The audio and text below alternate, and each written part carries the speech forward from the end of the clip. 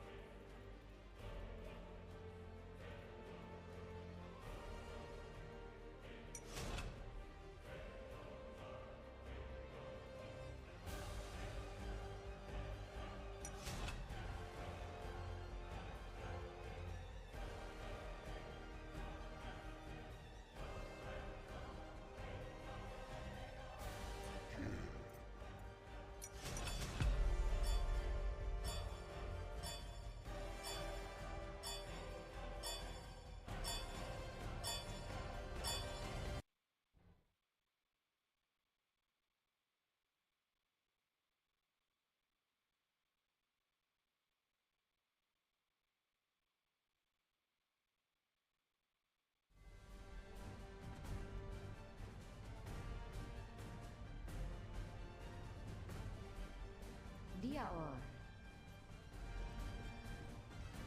Hi. Good luck. Have fun.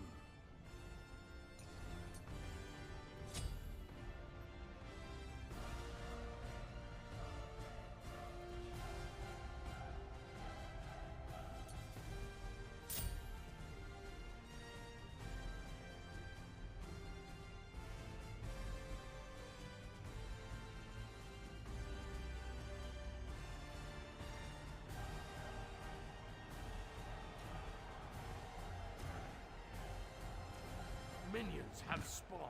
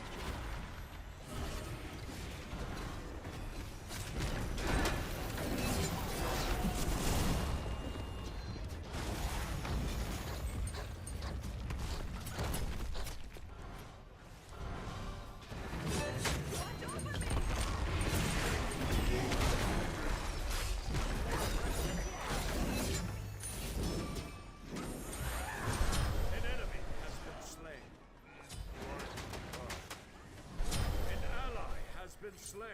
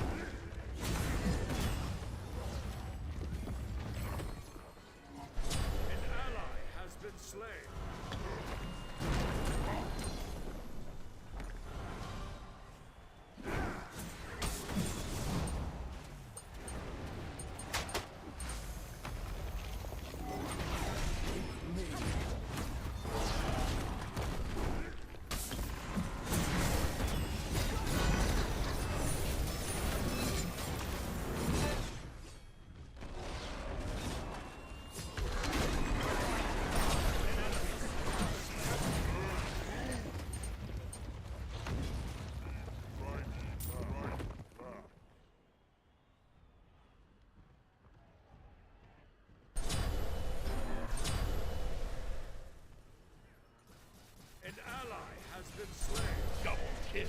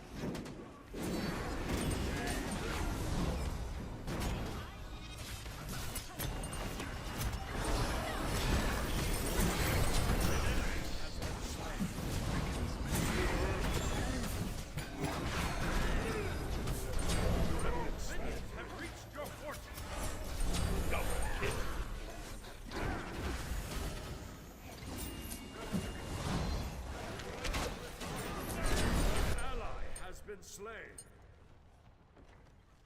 An ally has been slain.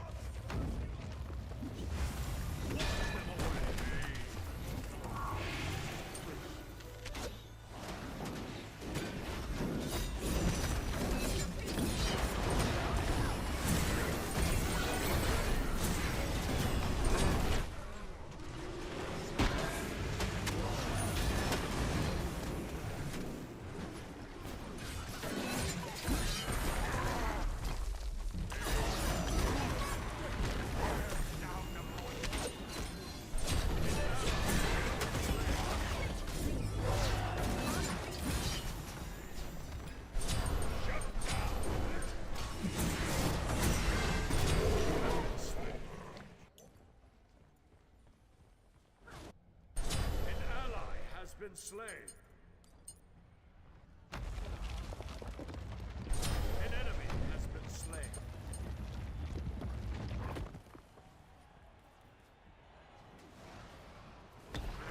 An enemy has been slain.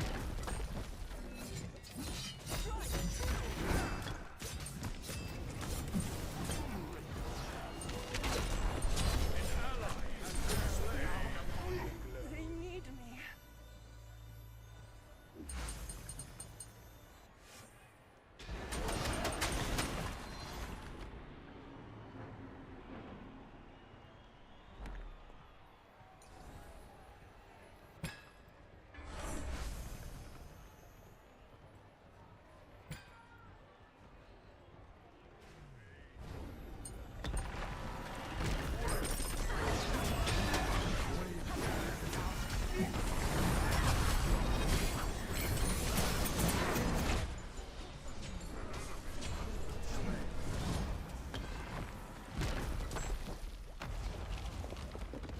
An ally has been slain.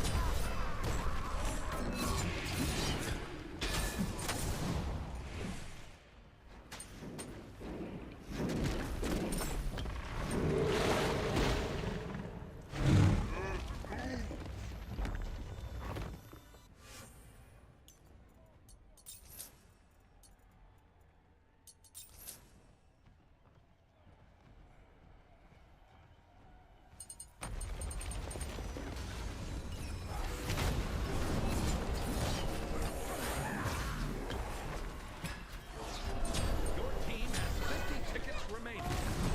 The enemy has 50 tickets remaining. Double kill. It is not possible!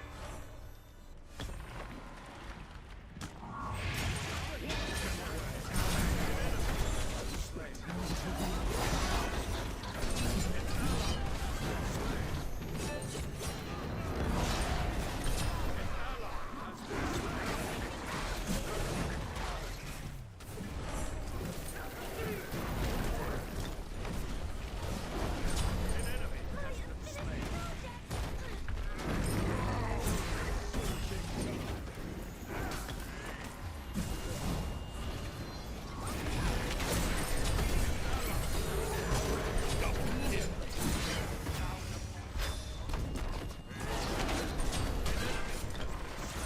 The enemy has 10 tickets remaining.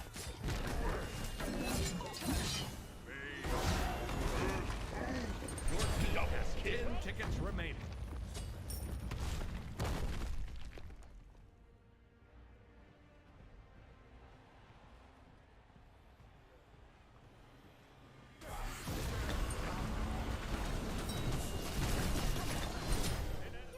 Fly attack.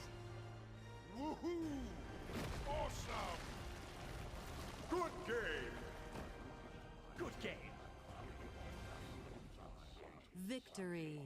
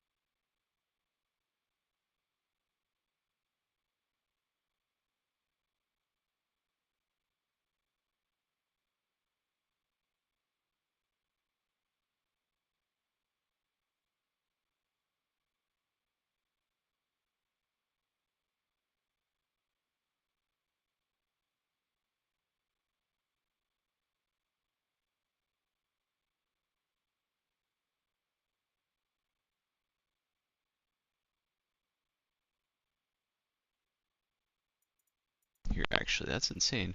I don't know why I never thought of that. Yes, please. And then I think I immediately want... No. Intelligence.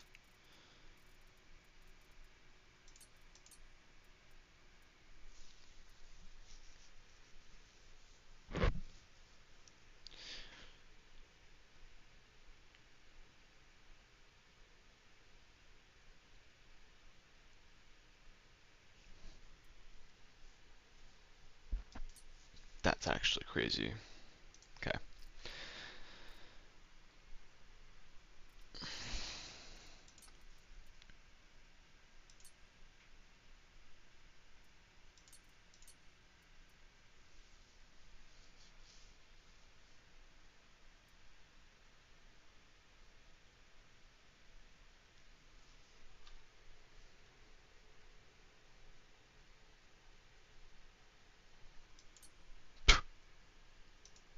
No. Don't do that. Don't do that. Maybe later. Let's get that.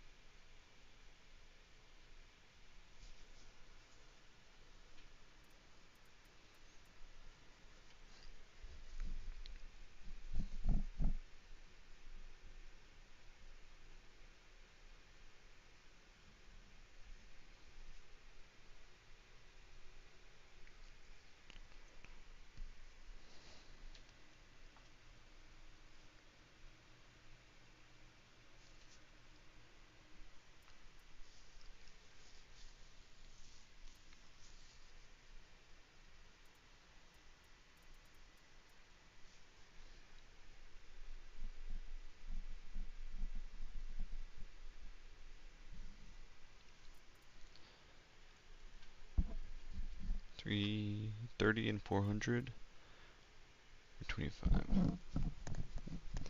The difference is that this one damages. That's gonna make me so tanky though. Okay.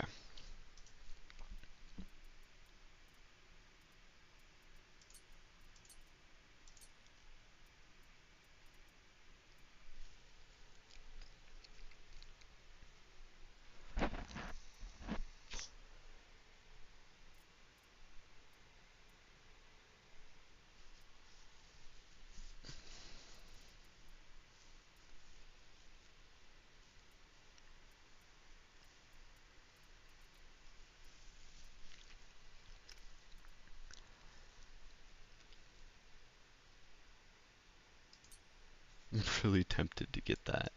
I think I might get that last actually.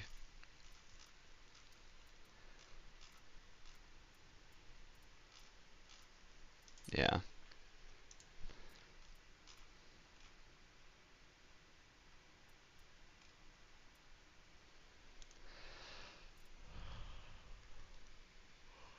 I have 35 magical protection,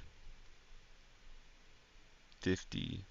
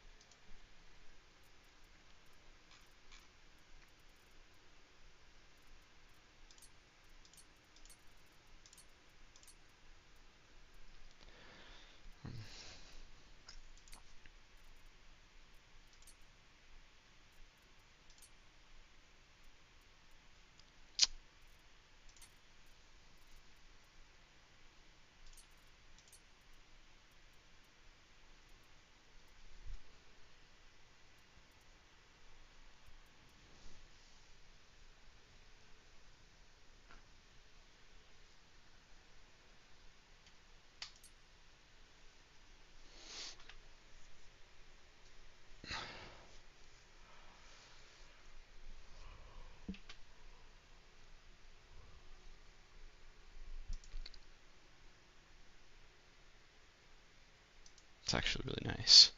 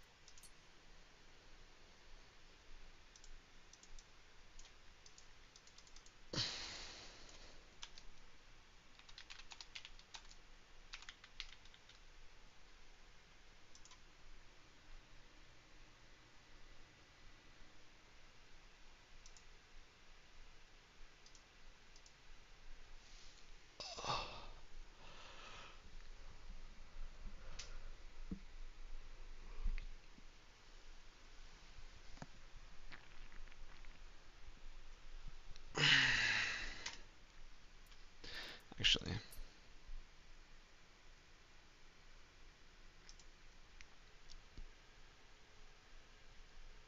attack speed, higher protections, less max health, cooldown rate. Something I didn't build. So, time to go back into the old drawing board.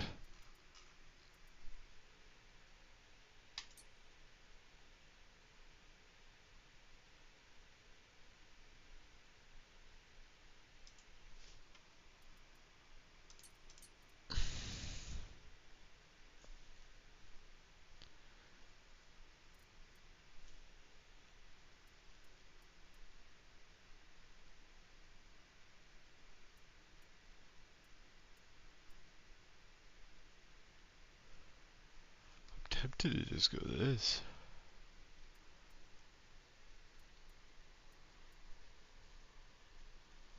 Gives me an extra 10 of each.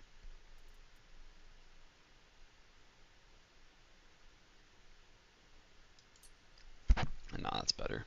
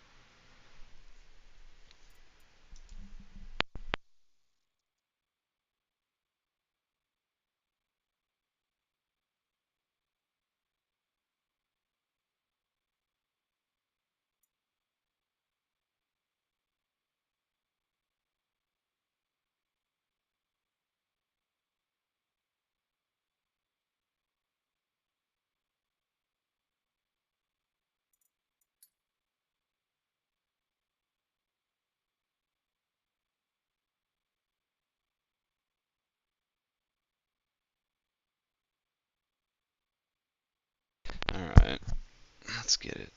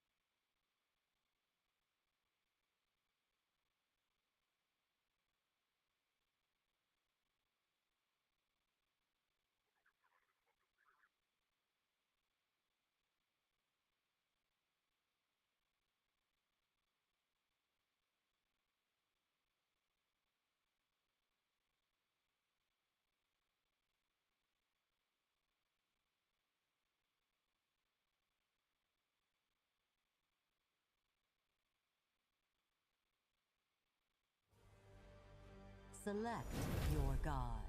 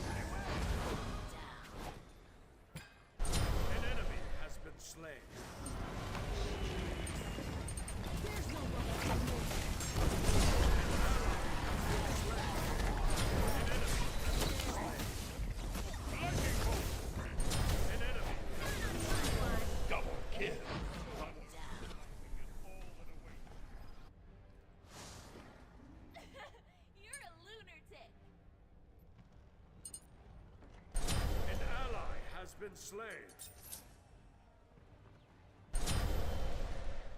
An enemy has been slain. Double kill. Okay, okay.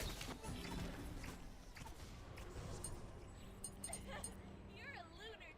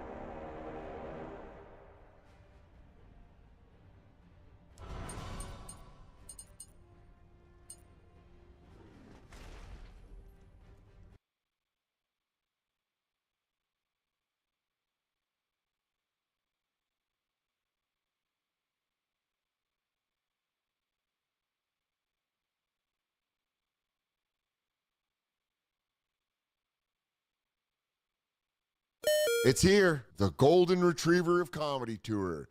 Golden Retriever of Comedy. We sponsor a Little League All-Star team. That would be cool. Like buy them unis? Yeah. But if you sponsor them, like, what do it say? Like Dan Soder? Or just say like, it'll be like, we'll go into business together like a collective. You know, like the comedy collective. And then they'll just have like sick gear. Dude, me, you, Shane, we'll put together like a buyer's group. I'm down. And then we'll sponsor a Little League. Yeah, that would be cool. I started a YouTube channel. Could I sponsor them from my YouTube channel as well? Yeah. It's called Formula Bean. Yeah, dude, Formula Bean jerseys? Yeah. Fuck that. I'll be a silent partner. I don't need my name on shit. Formula Bean on the back of it for your car channel on YouTube? Is that what it is? Like a bean, yeah, I fucking love it. Dude, hell yeah. By the way, obviously, Ralph Barbosa, watch his new Hulu special. What's up, Planet everybody? Bosa. If you don't, we'll both find you and kick the shit out of you. Yeah, greatest special of all time. Of all people have already said it. At least in the top 50 released this week. Or all time. One of the top 50 specials out today. That got released today. Dude, it's so funny because I know you're on a press tour and it was very cool that you came by to do my apartment. my podcast, but bringing a crew, I like my PR guy. Like, he's cool. But I feel like 70% of the podcast he got me on, I'm like, I could have just texted these guys. Yeah, that's always how it is. Yeah. That's how it is. Then when you're like, I know that guy, right? And then he's like, oh, cool. All right. Like, when we pulled up outside, he was like telling the driver, he's like, are you sure this is where it's at? I'm like, bro, I could just call Dan and like ask him which one it is. I can just see if it is his apartment. But no, I refused to call you. Remember I used to open for you?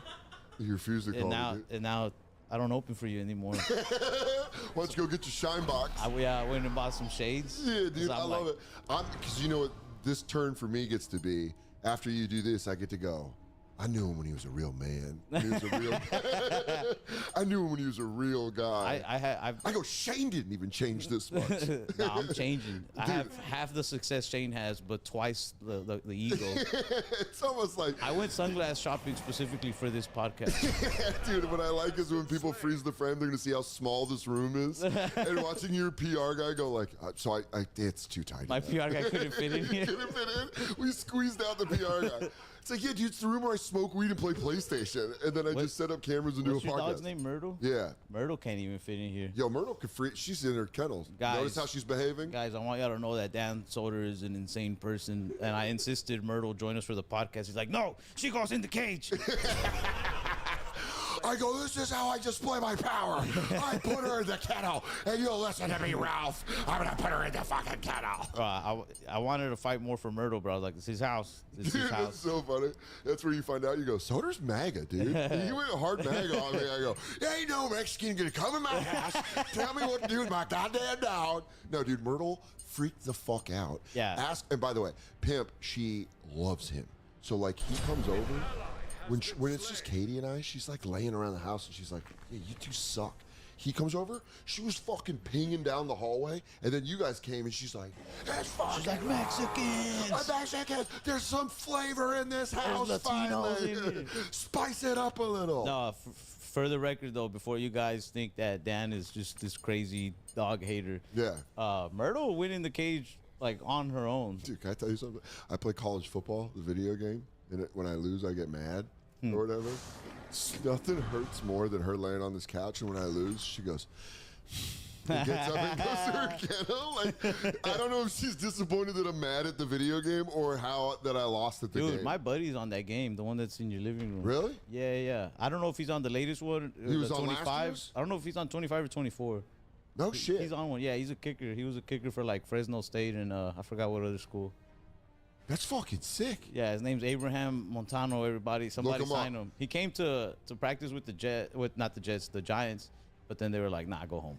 Really? Yeah. That means he's fucking sick. Yeah, he's got potential, you know. But now I don't even know shit about football, but dude, I give him that tips all the time. Ralph got so famous that now he just has a crew like that where he goes, oh, my buddy's a good kicker. You want to see my friend hit a 55-yarder? I'm not like hanging out with like college football players. Like, you want to go on the road? Like, him and his brother is the one I met first. His older brother became like the photographer, videographer for stuff. Like 3 years ago, he just came to my show. He's like, can I take pictures? He's like, I'm not trying to make money. I just want to take pictures. I was like, yeah, it's cool. He was cool people.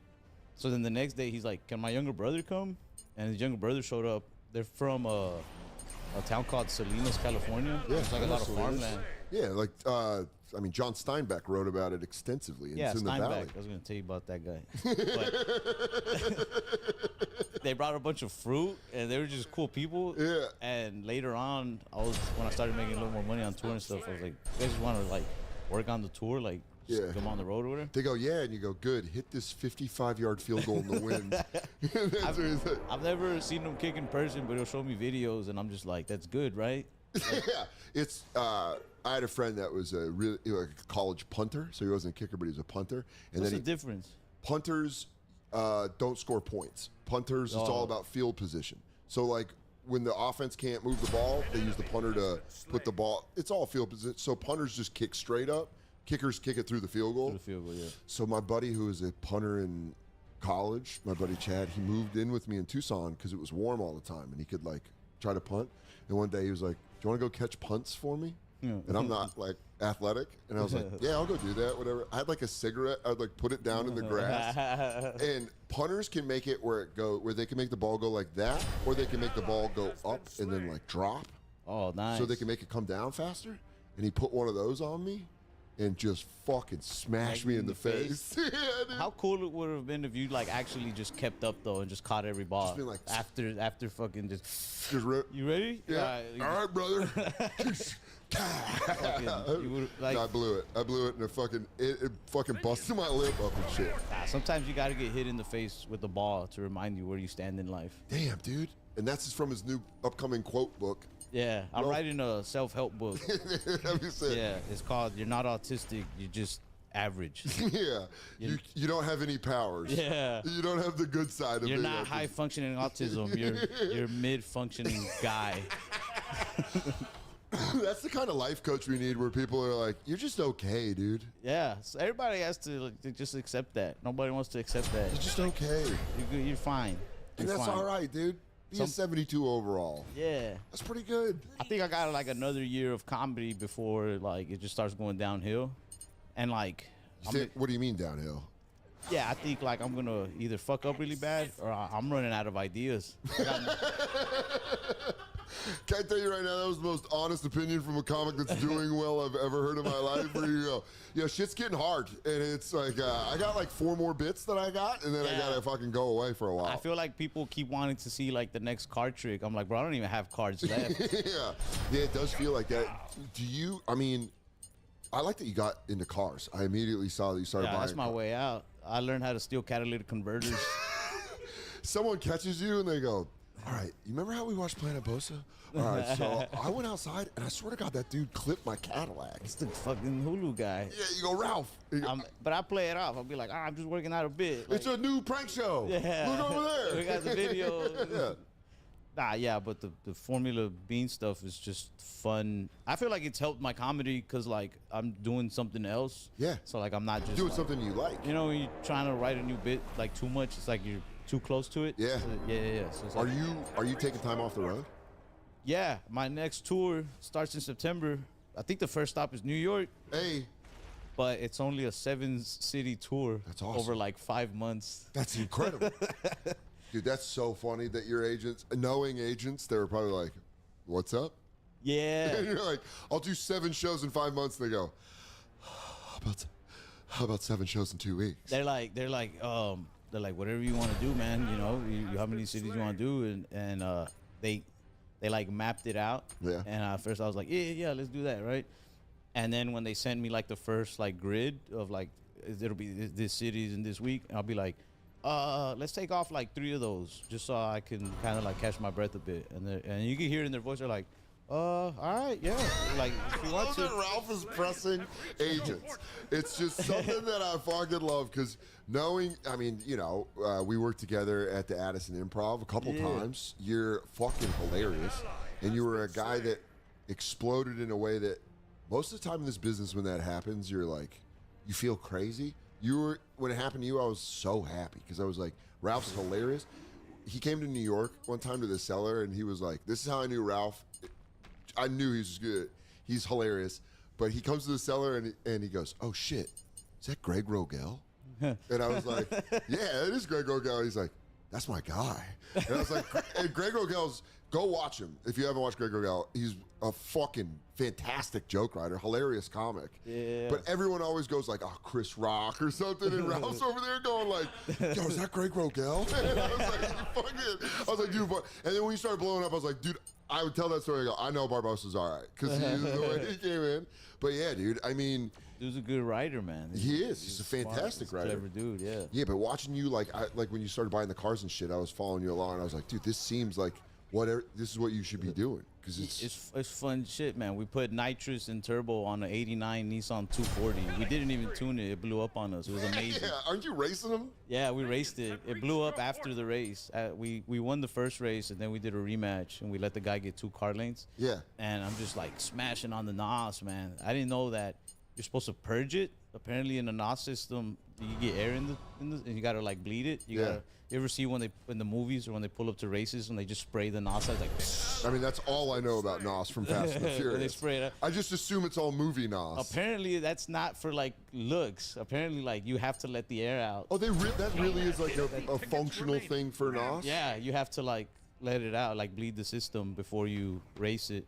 And I didn't know that. I'm just like smashing on it, and then the car like it shut off on me after the race. After the second race, we lost already.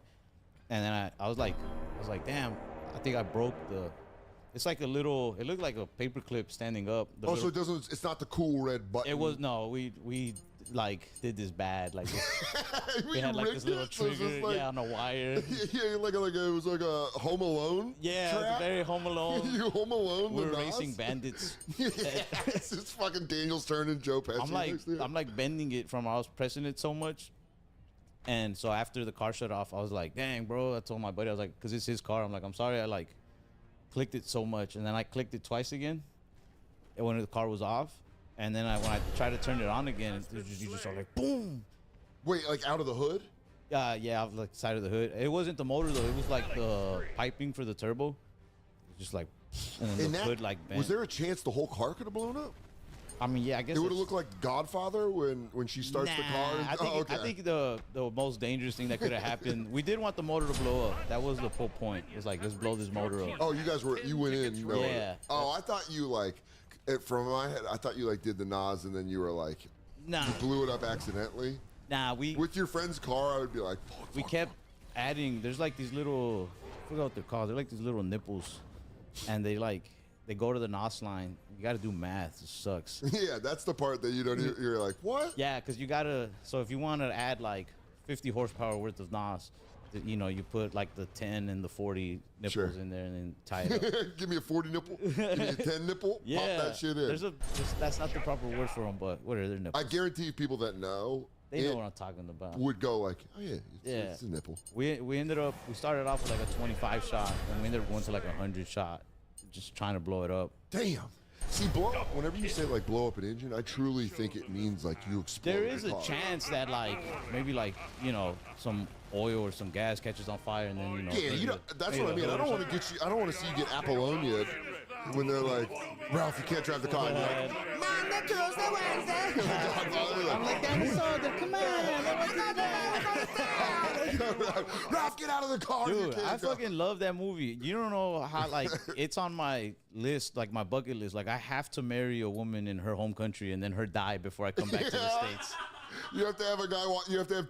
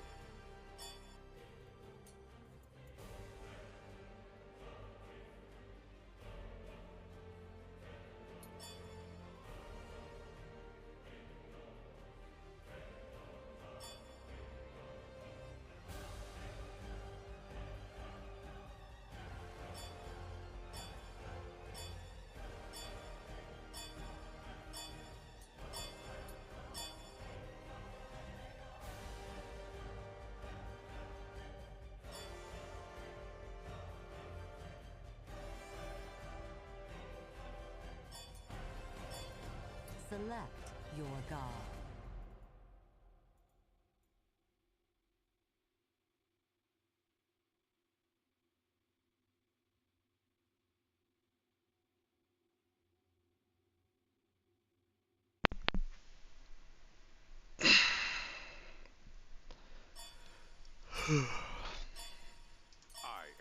Guess I'll try chalk.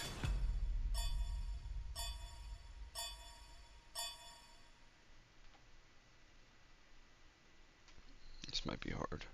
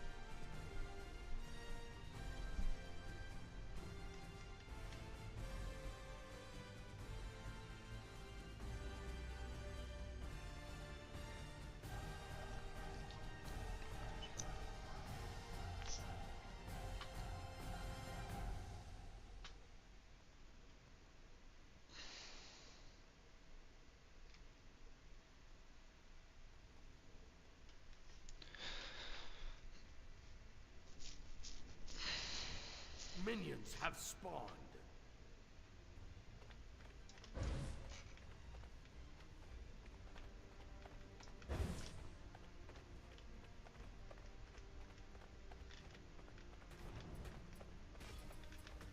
Godly wrath. Think you scared me?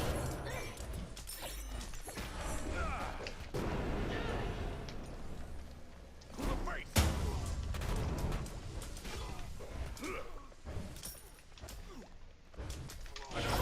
No fear.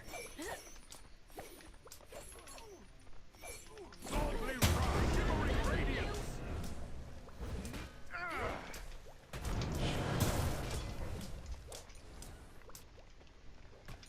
Think you scare me? To the face.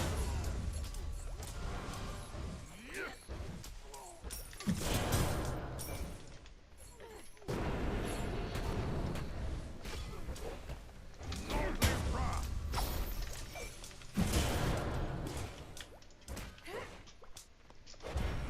Dude, you're kind of annoying, aren't you?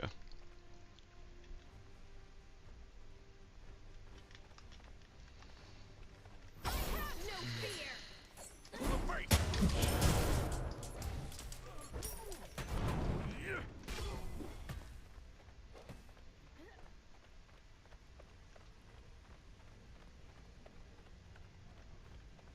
Godly wrath.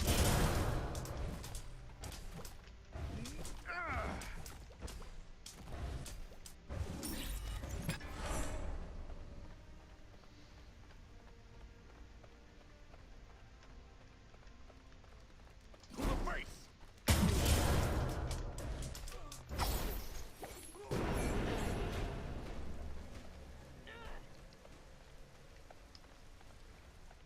Godly wrath.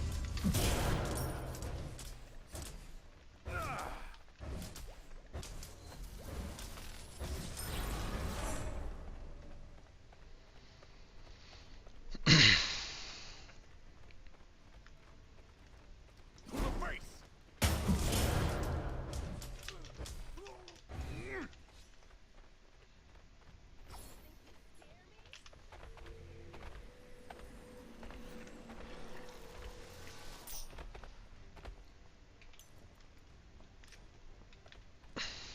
Set it back. It's fine. Didn't have enough gold, but I'm stronger. Godly wrath. To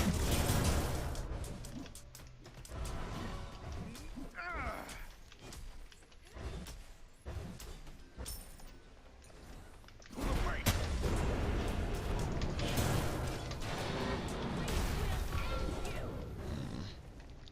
Didn't really think about that personally. Maybe I should have. What? This is gay. I messed up my clear.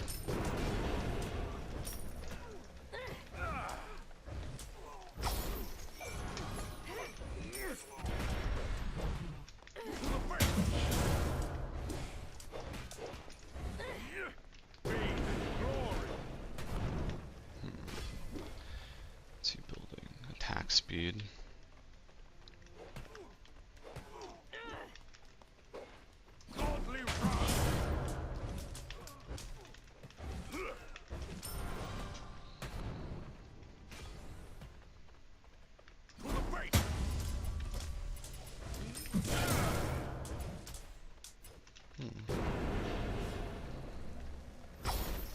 Godly wrath.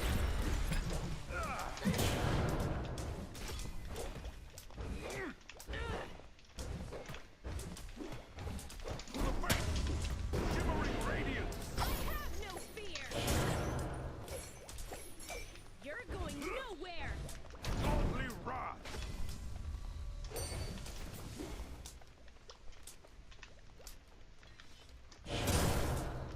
Think you scare me? To the face. Good fight. An enemy has left the game. Persevere. Godly wrath.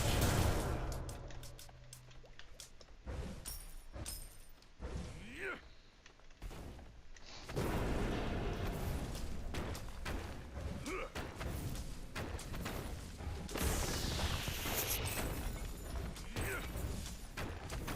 To the face.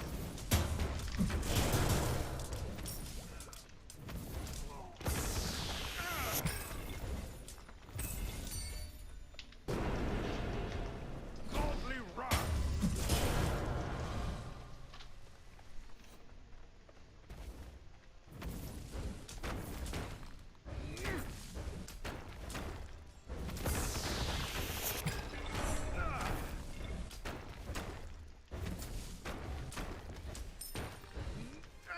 To the face.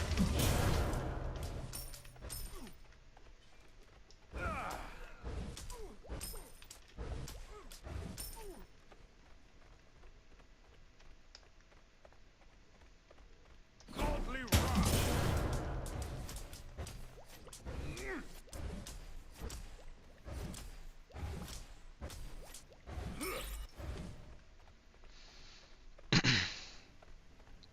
Well, I guess he quit. To the face. Yeah. Godly wrath.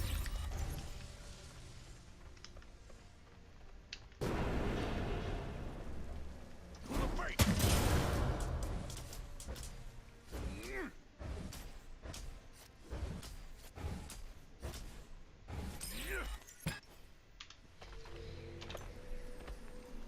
Let's go collect my items.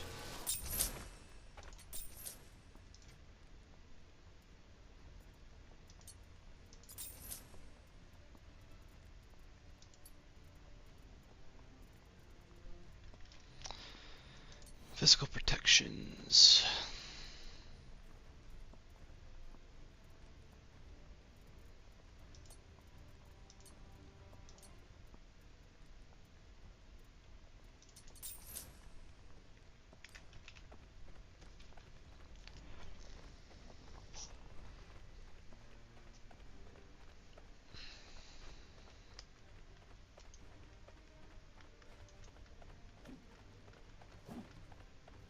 Godly wrath.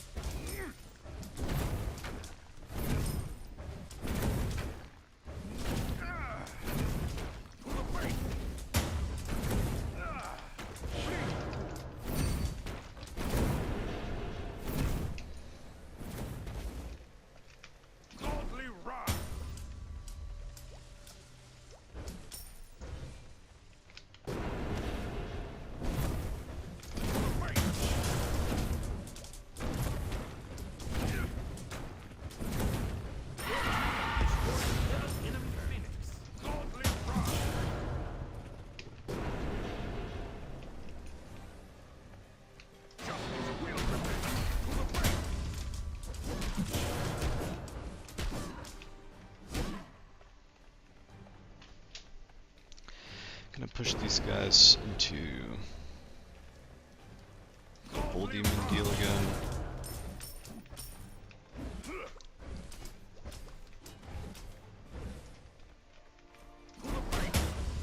Or Titan, rather. I'll have my big guys coming.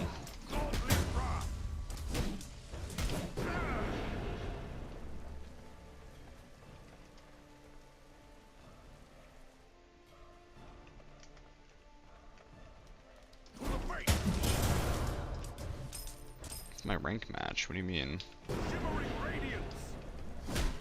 Finish this out. Out of mana. So we gotta put some damage down, boys.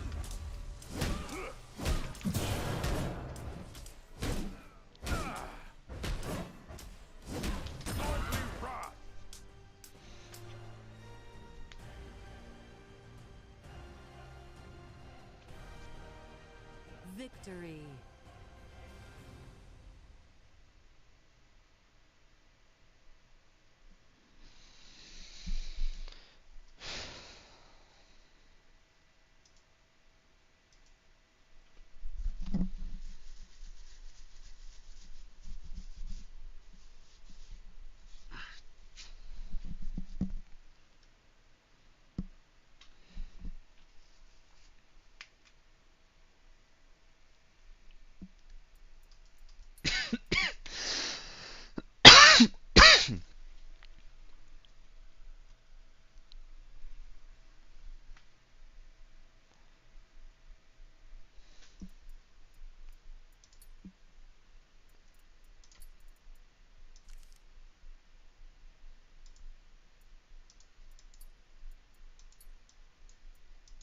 I just won.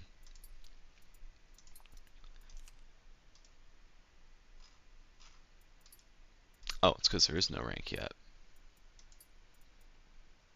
I see.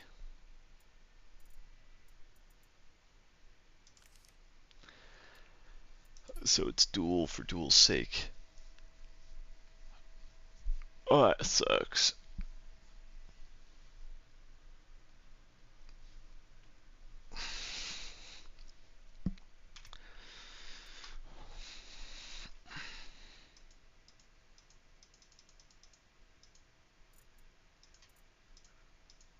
It's not even mean. Oh, for these guys. Interesting.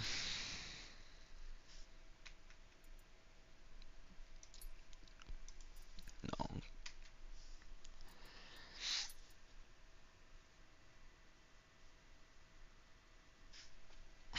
Actually, I kind of do feel like playing some Trackmania.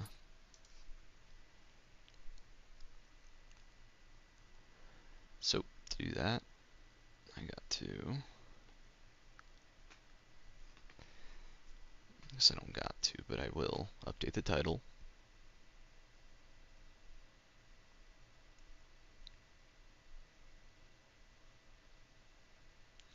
Update all. Okay. Trackmania.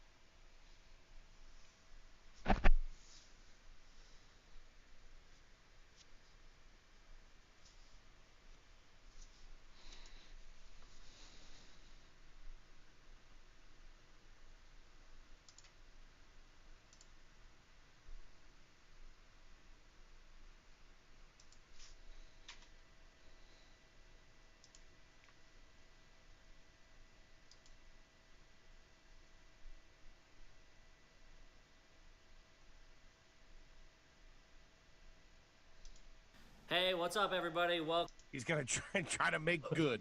Putting it all. Canadians are classy individuals. Hey, what's up, everybody? Thanks for listening. Happy to be here. If you haven't already, please make sure you rate, review, subscribe on iTunes. Get those up. And full video available on YouTube. You can subscribe there as well. We really appreciate it. Yes, sir. Before we get the episode started, let's get into a few fan submissions. Guys, if you haven't already, the Patreon is up and running, and we get so many listeners submitting their own garbage questions that we can't get to all of them. Some of the good ones we'll use, but if you join the Patreon, we'll automatically read one of your questions. So that being said, each episode we're just gonna run through a couple in the beginning of the episode to get them out of the way. What are you laughing at, Fats? I like how you said some of the good ones. You sound like a little league coach. And Kazansky, you suck, all right? They can't all be MVPs, you know what I mean? Yeah, so guys, there's 3 levels to the Patreon. The first level is trash. You get a bonus episode of Are You Garbage every week with me, Foley, and a guest. The next level is Garbaggio, which is a little bit classier. You get that same episode, plus you get an episode of Hard Feelings, which is just me and Foley being me and Foley at our Kippy and Foleyest. And then there's the top level is You Filthy Animal, where each month we'll play with everybody from that group. We'll play Are You Garbage in a live stream with all the listeners.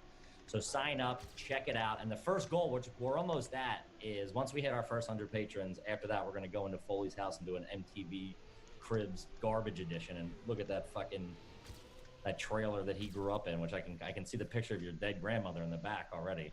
Well, I'm about to start yelling at my mom. You hear that dog barking? Hey, I'm working over here. Go on, get out of here. Go on, get. Go on, get. That's your dad waiting for the hot dogs. All right, let's fucking get into it here. What Get are that we grill. doing? All right, so we gotta bang the trash cans together. Get out of here. Get out of it. So we're just gonna run through 5 right now. This one is from Sam Squire. Shout out to Sam. Have you So ever the next used a one. stove for something other than intended? Example: home heating, lighting a cigarette, knife hits, etc. Knife hits. Yeah, I think it's where you I I don't know know exactly what kind what of he's drug talking you're. I don't know if it's meth or crack or crank. I believe but- it's marijuana. Oh, So really? you would heat the night up, and then you put like maybe some hashish or something like that on the hot knife, and kind of freebase it. So I've heard. That's what your mom's doing up in the kitchen right now. Knife What do you hits think for I had everybody. for dinner, huh? I for sure have. My mom used to heat in the morning. She would just turn the oven on and open the door to the oven. Instead of heating the whole house, she would just heat the kitchen that way. Wait, the heat wasn't on throughout the night? It was, but I guess if it was cold, I don't know. She would just open up crack the stove and I know. You're fucking trash. What Oh, the yeah, fuck? dude. This Real is trash. wrong. Also, my dad, I don't think there was a lighter in my house from 1991 to 97. He just fucking lit his Marlboro Reds off the fucking burner. Oh, man. If that ain't a fucking garbage bag move, I don't know what is. Lighting your smoke off the stove. Yeah. Because there's 2 schools of thought on that. You either get down there with your face, and because you have to take a puff when you gotta light a get- cigarette. You gotta get some oxygen flow through there for sure. And when you just put it in there into the oven, like when you reach your hand down, it's just burning. Like you have to bend over and get your face in there. Get a hot one. You Cinch gotta- those brows. You gotta get up on that pilot light. He used to do it all the time. And also, you know what's really garbage? We'd go over his buddy's house at the time, and no longer friends. And we'd go over his house, and he had an electric stove. And my dad would do it on that. So you would have to sit there for 10 minutes till that puppy got warm enough. Sitting there puffing on it. Yeah, That's like a dude. car lighter, man. There's nothing like when a car lighter fucks you over, either too hot or too cold. You're like, ugh. Dude, you know what used to go with car lighter? I don't even think they make them anymore, but the car lighters, some they would get malfunction. You would push it in and it would shoot out. And once it's hot, it would pop because they used to pop out. Remember, to let you know they're done. Well, some would shoot out under the seat. You'd be fucking swerving all over the car. Catch the toddler in the face. I put one on my tongue when I was a kid for some reason. Win a bet. Yeah, it's just I put it on hot, or I got it hotted up, and I just put it on my tongue, burn my tongue. I don't know why I did it. I don't know what I thought was gonna happen. It hurt so bad. I can imagine, you fucking idiot. Yeah, for sure. That is, the stove was definitely used as not Great. in its intended purpose. All right, the Great next question. one. The next one that we actually doubled up a little bit from Edward Fleming. His is, has your family ever had an incident with the local police? I don't think mine have. We had to call the cops on some meth head that was banging on our screen door one Sunday. This wasn't that long ago either. What happened? You know how it is. You know, some kid in the neighborhood. You owed him $15. You beat him on a bag, and he was coming to collect. This man's on drugs, officer. That I sold him. No, I know some kid that didn't move out of his parents' house down there smoking meth. He was like a grown man. You know, sad, really. Is this really could be you talking about you? To be honest with you, grown man in his parents' basement smoking meth.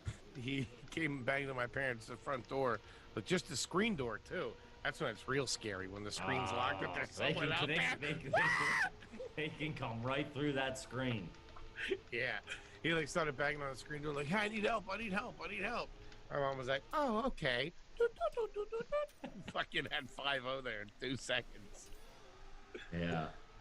I don't think we ever have. We always kept, we've always, you know, everything in an Irish Catholic family, everything gets swept under the rug. You never called the police, you know? There was like a rabid squirrel in our yard. We had to get rid of that too. Called the cops. Rabbits? You called the cops on a squirrel? Who do you call for a rabid squirrel? You just fucking locked the door. What do you mean? What, was he out front with a baseball bat? What's he gonna do? He's gonna get dizzy and run somewhere else. He's not waiting for you to come out of your house. Dude, you called the cops on a squirrel? That's what my fucking my tax dollars are going to? You don't live in this township. So, I mean, I pay sales tax in some places. So I'm sure you wet your beak on that. You can't just let it go. What if it gets one of the kids in the neighborhood when they're going for the ice cream truck or something? Well, then that's natural selection, Daddy. If you get bit by a rabid squirrel, you kind of had that coming. This thing was mean, man. I called it. This guy that showed up was real green. He was a rookie. He didn't know what to do. He drew his gun on him at one point when he started moving towards us. Officer Harry Potter. Yeah. Hey, kid, take it easy, will you? Fucking relax. And then this one's also from Al Pontillo. Shout out who he hit us up. Him, his wife, and his kid all listen to the show. Shout out to you, Big Al. That is awesome. And I think we might have touched on it before. Have you ever had to call the cops on a family member? Yes. Who? Wait, what? Have you ever had to call the cops on a family member? We did go over that question. That question was a question on the show Are You Garbage? Yeah. And did you? I'm saying, did you? No. Did you know? Yeah, I don't think I No, have. I'm not trash. Call the cops on it. We're fighting. That's it. We're fighting. guys had a couple of beers, okay? Yeah, we're getting into a fight. And then this one's from Rusty. Shout out to Rusty. Have you ever filled your pet's water or dish bowl with beer? No, we've given the dog beer before. Yeah. For sure. Yeah. For sure. The 90s, that was the fucking move. I know. Couldn't do anything cooler than be a dog drinking beer. Unless you were, right? Unless you were surfing for fucking Spuds McKenzie or whatever his name was. You're a dog drinking beer? Spuds McKenzie, what? You don't remember? Airbud. What, the little pussy that played soccer? Get the fuck out of here. Airbud was basketball. Why would his name be Airbud and he played soccer? That doesn't make any sense. You don't catch air in soccer. You talking about the movies about the golden retriever? Yeah. I thought he played soccer. No. That was bad. I'll have to take a look now. I think I'm not a soccer guy, so I didn't check into it. But hey, I got nothing wrong with the dog. You know what I mean? But soccer ain't my sport. Dogs can't play soccer. He didn't play basketball. No, Spuds McKenzie because he was a cool dog and he was a sponsor for a beer company. I don't even know who Spuds McKenzie is. Hey, you're a young kid. You don't know what's going on. A lot of things happened before you got here. Trust me, okay? We got my buddy got a dog. It was like a bulldog or something. We got that thing fucked up one time. I gotta be honest. I don't get a warm vibe. You're not in. You don't strike me as like an animal guy. Even like when you tell stories about Putt Putt, whatever. What was his name? What was your dog's name? Rusty, and he was a cruel bitch. What do you talk about? Talk about a rabid squirrel. We had to put him down. I put him down in the living room. I can't see the Ryans being like snuggly and nurturing to a pet. And then, you know, the way the story ended, you know, I get the feeling that I was right. No, we were growing up. We were dog peeps for sure. I had fucking bunch of dogs. They all went Didn't to your dad take like a shovel all, to rust it? No, they all ended up on the farm, if you know what I mean. Has your dad ever taken an animal to the farm? You're trash. Yeah, you're like the Jeffrey Epstein. You fucking use them and lose them. I don't like this. I don't like that you paint me as this like fucking, you know, hate monger. No, man. I just said you're not. You don't strike me as animal. And then compared me to Jeffrey Epstein. Because so many different dogs coming in and out. Yeah, a lot of people use stuff. I mean, you don't have to. You don't have to compare me to the world's worst pedophile. Just saw a documentary. I don't know what to tell you. Oh, that was a tough one to get through. Oof. Heavy on the victims. Heavy on the victims. That film. That guy was a real piece of shit. Yeah, not a good guy. And this one. All right, this is the last one. Yes. These questions are great, by the way. I love this. Yeah. This is from Charles, and to my buddy Matt. This was fucking it's burned into my brain. Growing up, were there magazines stacked on the back of your toilet? Yeah, fucking shitty ones. Yeah, they were there for like fucking 3 years. I'm like, I gotta read this Sports Illustrated again? There's fucking Dookie on page 13. Kids now don't walking into a fresh bathroom with a fresh magazine. So I don't care if it's In Touch or fucking Sports Illustrated, as long as it's new, as long as it's brand new. Go in there and feel great. No, it's what it used to be like. Now I take my phone in there, peruse certain videos, watch your no videos. make sure you're not connected to the Bluetooth speaker still. You know what I mean? Oh, dude, I'm so big on that. I think what? That I'm not connected to the Wi-Fi, the Bluetooth ain't on, the car thing's not activated, my AirDrop is off. Dude, Jesus Christ. Yeah. I get off the grid before I go perusing. Yeah, you gotta have your back up against the wall to fucking have any fun around here. Everybody's watching you, man. The heat is on when you're in the bathroom for 32 Jesus minutes. Christ. Too funny. Yes, we had a stack of magazines, and they would just get, and I don't mean shitty, they would just get like, you know, they get wet, they're sticking together, they're old, you never threw them out. There was never a fresh cycle coming in. No, they You know what I died mean? there. That was the graveyard for it. There was a guy I don't know how my parents came across magazines, but it wasn't a legitimate, you know. Stealing them from the neighbors. Something. They didn't have like a steady prescription. It'd be like all of a sudden one day they would be like prescription. Subscription. You said prescription. Did I? That's how trashy your family is. You have to get a fucking doctor's. You have to get a doctor's note to get a fucking Time magazine. Got a prescription to Southern Living. Did you have highlights? Were you a highlights kid? Let me tell you something. If you had highlights at the house, you were a fucking. That was money. I only got them at Dr. Persichetti's office when I went to get my teeth cleaned. And things were already circled. Yeah, everything was already. I knew everything was. No, highlight subscription, fucking down the line since I can remember. Still get it.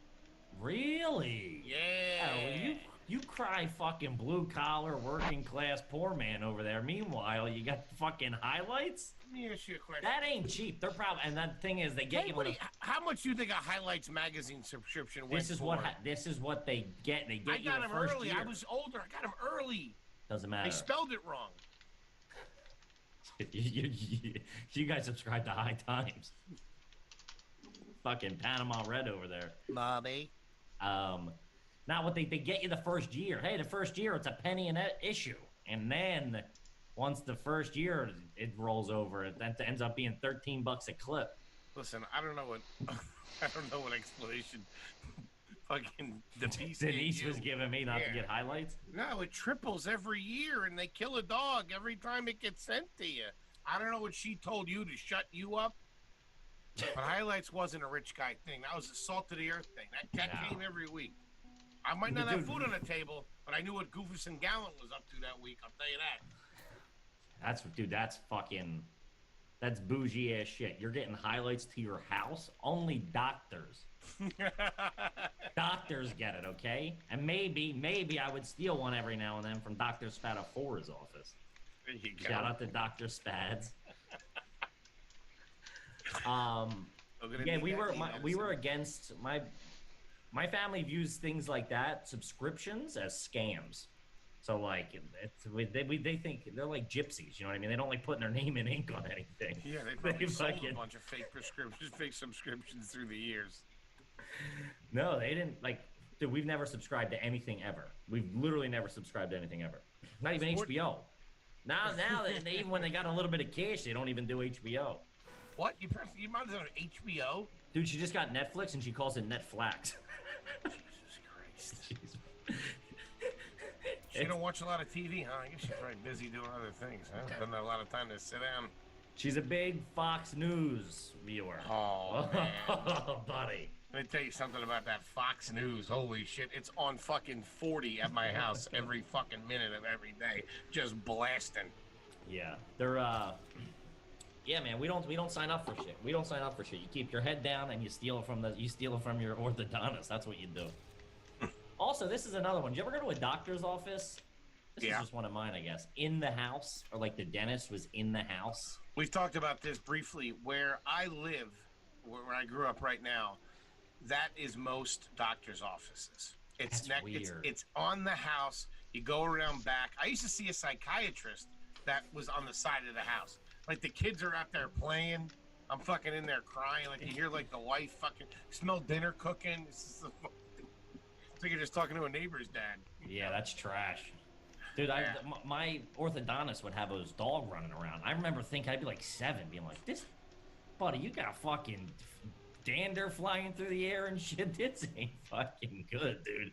This ain't. Yeah, my mouth open over here. I know. I'm over here catching flies, and you got the fucking retriever running through. Yeah, Doc, let's get the fucking pooch out by the shed, will you? Oh, Yeah, man. that shit's no good. You can't do that anymore, I don't think. You gotta be I in don't a think strip so. mall or something. That's got to be some kind of HIPAA law or whatever the hell they're called. Yeah, you can't do that anymore. All right, guys, that's it. Thanks so much for all the new patrons. We'll do 5 more next episode. Yeah, If that you was haven't awesome, already. man. Check it the fuck out. We love you guys. We appreciate you guys so much, and let's keep this puppy a-moving. Gang, we are so happy to have our incredibly special guest here with us today. We go way back to when Moses wore short pants. The old days. The streets of Philly. I'm talking about the fucking Raven Lounge. 16th and Sampson. They used to call it the delivery room because that was a place where comedians were born, my friend. Only me and a couple other guys ever said that. Yeah, I don't think anybody's ever said that, to be honest with you. I thought you were referring to all the weed I sold out of that place. Gang, you know him, you love him. He's the co-host of Matt and Shane's Secret Podcast. Give it the fuck up for Matt McCusker, everybody. Thank you, man. Appreciate Come it. on. Thank you. But the big question, is he garbage? I'm looking at that studio he's in. That's no Rogan studio back there. That looks like your grandmother's house. Look at that globe, dude. Hold on. Look what's directly behind him. There's a window behind Matt, but it's got one of those water retention Tin things. walls, yeah. He's in the Have a bunker little right flooding now. problems, huh? Get a little flooding down there in the cellar? Yeah, no, that's where my goes right to my sub pump. Some pumps are garbage. Yeah. That's funny. Holy shit, buddy. How the hell are you, man? Good, man. I just had a kid like 3 months ago, so Holy shit. Yeah, congrats, man. yeah, man. I've been chilling, dude. I've been chilling down in the basement doing my thing. Laying low, playing it right. I like it. Staying off the grid. Yeah, man. Is that your spot down there? Do you get hassled if you get down in the basement too long? No, for sure. That's my main struggle in life is how much time I get to spend down here, and like when I have to surface, then it's a fight. It's like, Come up for some air there, buddy. I get summoned up, and then I argue, and I come back down the basement. How long have you been married? About a year. This isn't the same girl that when we were in Philly, No. right? Nah. You married her too, right? Yeah, this is my no, that was my first wife. Yeah. So this is second marriage. Yes. Garbage. I don't want to say it, but trash. The kid's yours, right? Yes. Yeah. It wasn't like you met her when she was pregnant, and then I love her, man. Were you Uncle Matt for the first 2 months of her? Of the job? No. Uncle Matt's gonna live here now. What? Oh, that's funny. Yeah, it's like a 2-person episode of Full House. Yeah. guys- Where are you? Oh, sorry. Where are you at now? Yeah, that's what I'm in Philly. I'm like right near the. I'm near the art museum. I'm in like technically Francisville, but it's near Fairmount, but I'm like on the dividing line between Fairmount and Francisville. Yeah, I remember in Philly, even knowing where you lived was a mystery. You are an enigma. I remember the only time Cotton and I dropped you off at your house one time. Mm-hmm. And I think it was when you were living with your brother. Yeah. And Cotton was born and grew up on 19th Street in South Philly. And when we dropped McCusker off, as soon as you got out of the car, he was like, "Let's get the fuck out of here." Because this neighborhood is fucking shifty. I don't know where it was. That was one of in the- West Philly. It was on 37th and Mellon. Yeah, it was one of those streets that wasn't straight. It was like there was like a bow in the street. If you catch like a dog leg left in a city, that's a bad street. Yeah, I used to live in one of those blocks where there was like 3 houses on the entire block. It was awesome. It was awesome. And a couple vacant lots. Yeah, it's fucking real sketchy. Where did you grow up? I grew up in Delaware County, so I grew up mostly in Garnet Valley, but my family, I was born in Havertown and then went out to Garnet Valley. So I was in the hills of Delaware County. What does your mom and dad do? I kind of feel like you came from a little cash. Yeah, my dad Yeah, and his see, brother all right. started a trash company. Oh, Yeah, wow. so they had a trash company and then they sold it. And when I was like, I guess like 9, and then they started doing demolition. So Yeah, because I knew you were in construction. I remember you were doing construction at some point. I remember that. yeah, I'm Prince of Trash. Prince- They had like my grandfather had a small cardboard recycling business, and then he also would do shit. He was like a huckster. He would go buy a bunch of groceries and like sell them to people, like neighbors. So he did that and had a cardboard. Gouging people on eggs. Yeah. Listen, the $2 at the store, the 202 here. The eggs are $8.50 and you only get 11. What the fuck? Yeah, so he did that, and then he was kind of like a hustle man. He did like a bunch of weird little things, but he had a cardboard recycling company. And then my dad and his brothers worked for him when they were younger, and they started into like an actual full-scale transfer station. You know where Harris Casino is in Chester? Yeah. Yeah. That used to be McCusker and Sons, the transfer station. But Oh, they sold the company, and then the company they sold it to sold the land to Harris. Ah, so you're one step away from fucking quiche. I know. You That's, still like now? that's retirement. That's like generational wealth there you would have. What was funny was they, because my dad and his brothers all grew up like middle class, we're like lower middle class, one of like 10 kids in Havertown, and born to a huckster. And when the guy who bought the company off them was Wayne Hazanga, he was the guy who owned Blockbuster. He owned the Miami Dolphins. Oh shit, yeah. He went to my dad and all his brothers and was like, "How much do you guys want for this?" And they wrote down what they thought was like "fuck you" money, because they didn't want to sell the company. So they thought they were writing him like he was going to see it and be offended, and the guy was like, "Not a problem." They were Yeah, like, he's like, I got that on me. "Oh, Yeah. fuck. Yeah, so they're like, shit. I forgot a zero. We need $2,000 more. Just $2,000. So they thought they were hitting him with a number. This guy would be like, "Fuck you guys, I'm out of here." And he was like, "That's not a problem. I can arrange that today." And they were like, so. And this is when you were young. Yeah, I was little. I remember one day, my dad came home in a Navigator. It was a red Navigator, and he was like, "Things are gonna be different." And I was like, Really? "Yeah." He was kind of. I was like really little, and I was riding around, and he was like, "I made a lot of money. We sold a company," and I was like, "That's what's up." And he's like, "Yeah, man." I was like, "Cool." Got this sweet red navy. Now hop in. Let's fucking go, kid. Now let's go. Make with the power wheels, old man, huh? I want a race car bed. That does show like the blue collar trashiness in your dad, that he made a bunch of money and went and bought a red Navigator. Who does that, dude? That's like out of a rap video. Yeah, his life has been like keeping my mom in like ridiculous That was like he bought my mom in a diesel excursion for a while there. It was What? ridiculous, dude. Yeah, it's pretty funny. It's pretty That's bad. wild, dude. Yeah, so What? that was like the turning point. Before that, we were bopping around We had the conversion van with like the 4-inch TV screen. So that was Dude, like, that was fucking that was clean balling. living back in the day, dude. I thought we were already balling, then he hit me with the Navi, and I was like, okay, okay. This guy's caked up. It's like, where do we watch Godzilla? He's like, we can't watch Godzilla in this car. And I was like, that sucks. It's fucking- Dude, my buddy used to have the conversion van with the TV, and we would go sit in the garage, sit in the driveway, and just watch TV. And I thought I was the richest man in the world. Yeah, second house, dude. That's amazing. Yeah, dude. Turn that back seat into a bed and fucking chill out for a little bit. For sure. Wait, did he have the kind of cash though when he sold the trash business that he could have just chilled? Why did he get into the demolition business? Just I don't. This is the mystery because this Just is a the other thing, go-getter?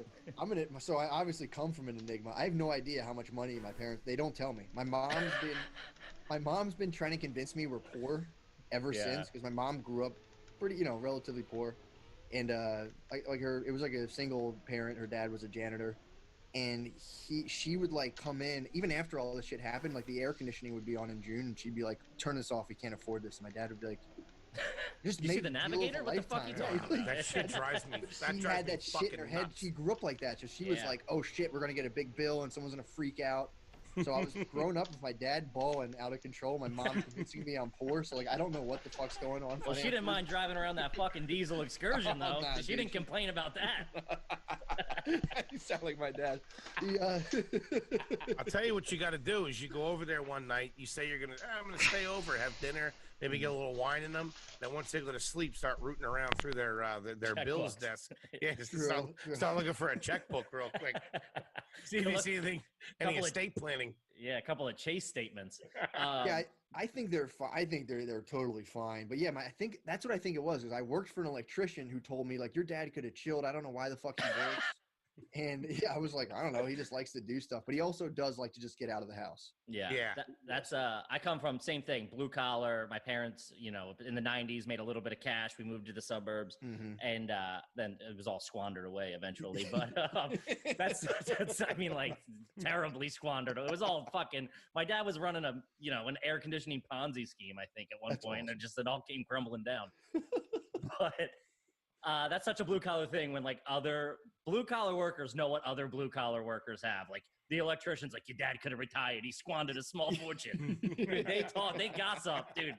Fucking the trades gossip. Like they all Oh, know yeah. who's making what. Well, yeah, if you don't pay a bill, it's like everybody in a 5-mile radius knows. They're like, you Oh, didn't fucking yeah. pay me for that thing I did. Yeah, and like it's pretty crazy, man. But yeah, that was kind of that was the deal. It was like my mom's like we're poor, and my dad was like, I think I'm gonna buy another motorcycle. And I was like, all right, I guess I'll just go get a job. Oh, this is great. Your Now, dad's did like you s- fucking Ricky Bobby. It was you. Dear Yeah, like- Lord, baby Jesus, thank you for the trash business. He also has like I think my whole family from the McCusker side are all like slightly autistic too. So like he'll get into shit. So like he got into he got into like rollerblade. What? he's also like at this time he was probably like 250 or 60 pounds because he got rich and got fat immediately. Or he Oh, was fat. He yeah. got fatter. That's great. So he got rich and like immediately almost touched 300. And he's like Ah. 6 feet. So he immediately got fat as fuck. Then he's like, oh, I got to scale this down. He quit drinking because that was his triglycerides were like, I think triple of like a normal human being. So he had to chill with that. So he took up rollerblading. So he would just get into shit. Like he got into muscle cars, did that, and then like just ditched that. And then he got into like rollerblading. He hit his elbow, so he quit roller. Muscle cars to rollerblading? What the Talk fuck? about makes a no sense. downward move. Yeah, I think his accountant was like, all right, dude, let's go to rollerblading. And then he, Looking over You the like books ping here, pong? and yeah.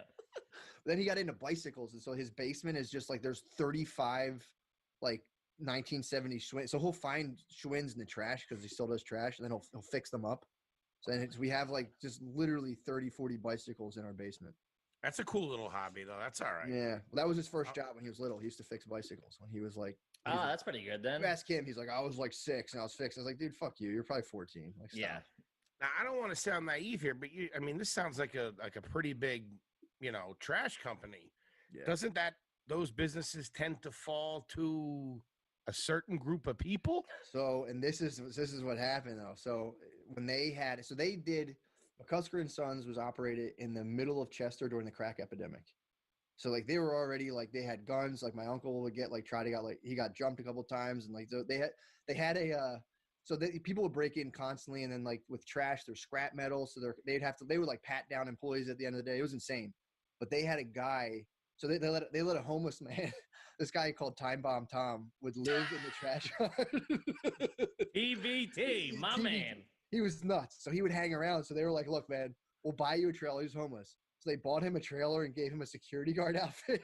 So he would walk around all day patrol. Thinking he's the shit, too. He was nuts. So he would call my dad at 3 a.m, like, Kevin, they broke in. Kevin, they broke in again. I got them. I shot one. Oh, my God. He didn't do anything, but he would like, so my dad would rush down there and he would event these big break-ins to like tell my dad like he was earning his keep. It was so fucking fun. Yeah. But yeah, man, that was great. Yeah, it was a big trash company. And they brushed up with the mob a couple times. People would steal dumpsters. That was a big thing. They'd steal your dumpsters. Yeah. You'd find out, so you'd have to deal with it. But no, he said they had a couple people. I think the way I'm trying to phrase it in his language. A couple of goombas try to shoulder up to him, elbow up to him a couple times, and he told him to fuck off. Yeah. He rollerbladed away. Yeah, because that's the other thing too. It's like, again, you have a family-owned trash business, so you can get rid of any. So if you were to try to kill somebody, you easily can. If you own you can make that body disappear real quick. Yeah, if you own an excavator in a trash company, and the only people that work with you are your brothers, you can totally kill people and get away with it. So, and he was kind of he had one of his friends was kind of tied in. R.I.P. The guy just died recently, but he was his dad had been kind of tied into some organized crime stuff. So like they like knew, it was like that whole. I don't know if you the whole Ridley Park mob families thing. There's like a whole bunch of them. Yeah. So yeah, he didn't like. He's like, I don't do that shit. I'm a hard worker, but. So he was like, but that element was definitely around, man. Yeah, I can imagine he probably had to, sidestep a couple of things and deal with some shit like that. Yeah, he had to go to court one time when I was little. I remember him mentioning something about RICO charges, and there was someone that he knew got brought in on RICO charges, and they had to ask him questions or something. Yeah. Jesus That's Christ. fucking awesome. Dude, the trash business in the 80s and 90s in fucking Delco? What the fuck? He's leaving, your mom's hanging out the window. You don't tell him nothing.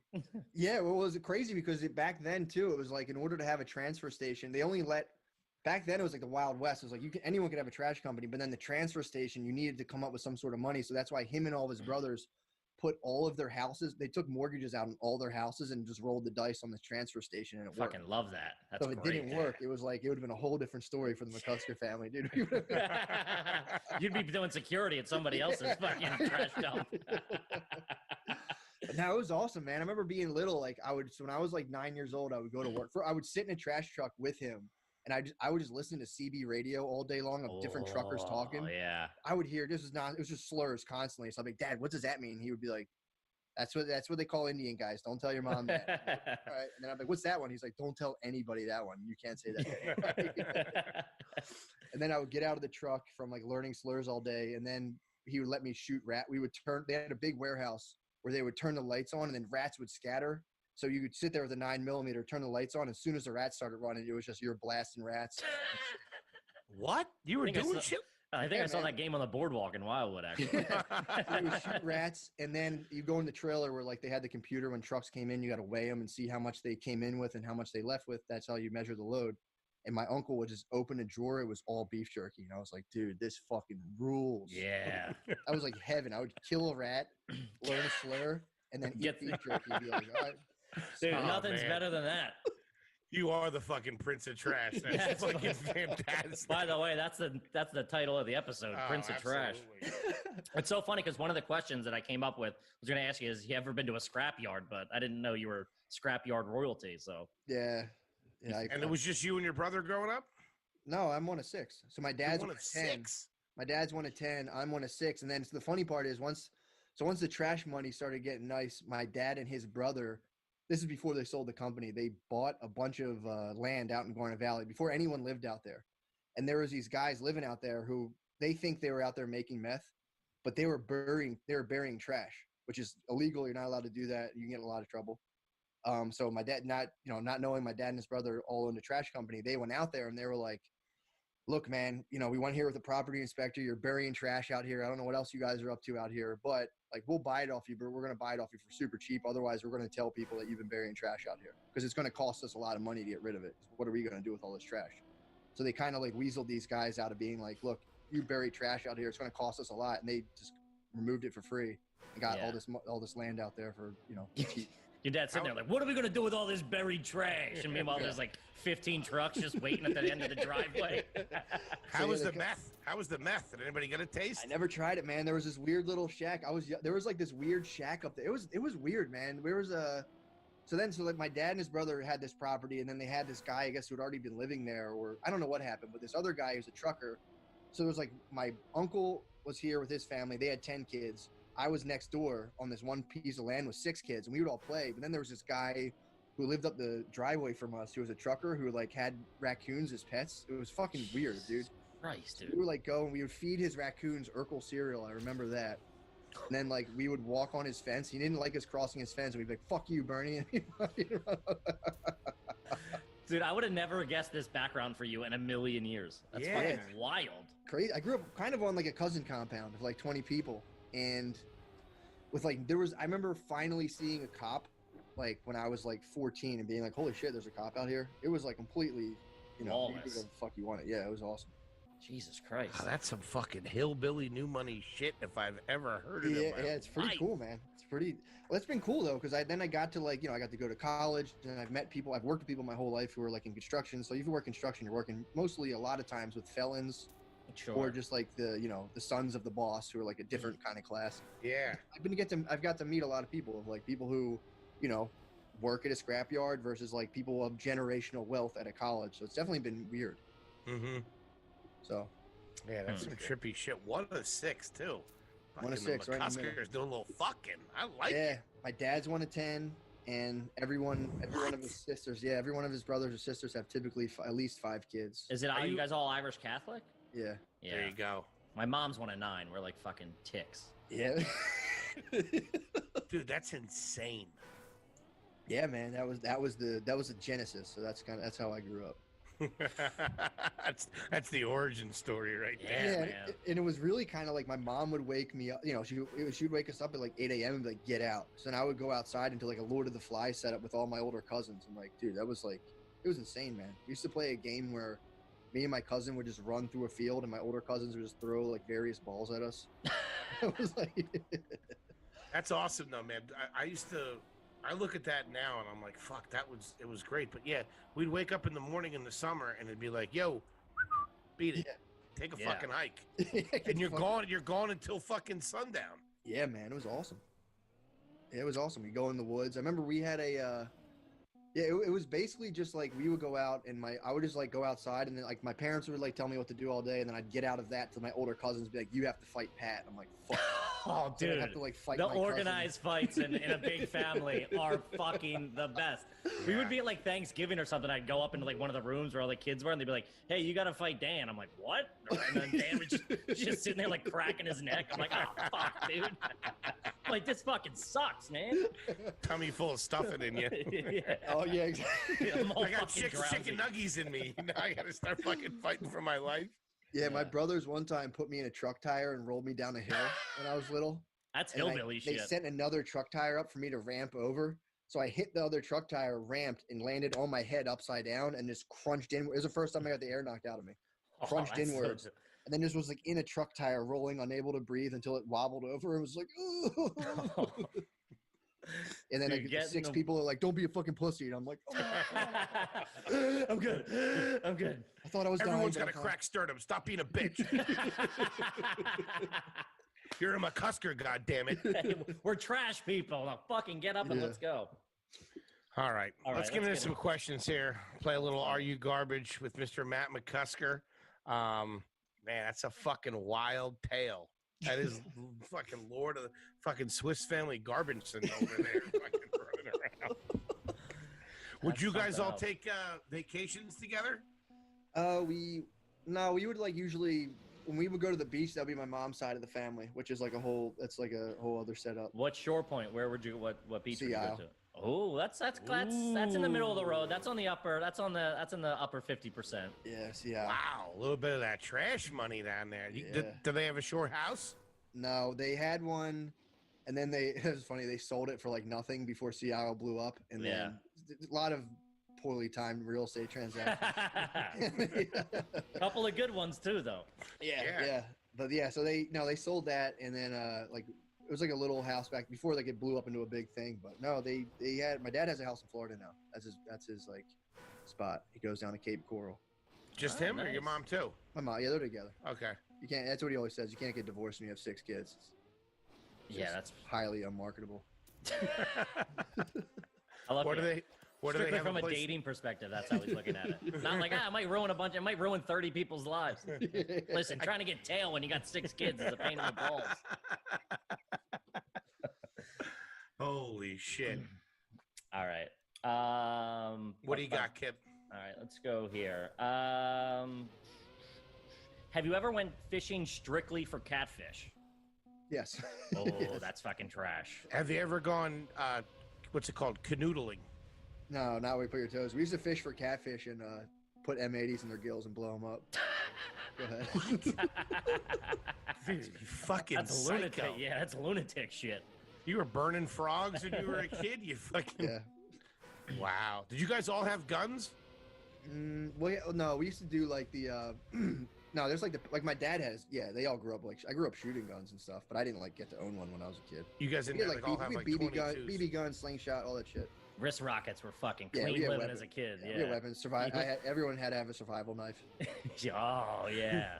with some matches inside of it. Yeah, we unscrewed the bottom. Sick. Oh, yeah, with the compass on the end. Those things are Yeah, pretty dude. sweet. Once Rambo came out, it was a wrap on those things. Fucking gimme. You thought you were so cool walking around the house with that thing on your hip Oh, or yeah, something? dude. Fucking so cool. Butterfly knife. Yeah, we had some weapons too. Yeah. All right, what do you got, Foley? Growing up as a kid, would you have creamy peanut butter or chunky peanut butter? Chunky. That's garbage. Right Man. there. Stick by chunky, dude. That's Carpaccio. And I love it. That's new money stuff. That's new money right there. The chunky. That's what your dad said to you when he pulled up in the Navigator. Now on, Maddie. You're getting extra chunky, kid. Things have changed. Tell your mom to go in there and throw that Skippy Creamy out the window because Daddy sold the company. Anyone in your family own a pontoon boat? Yes, my dad. Oh, man, he is Ricky Bobby. That's fucking awesome. We got to get this guy on.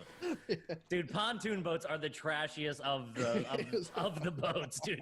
That's just for people who want to get fucked up and are tired of drinking on land. That's all that is.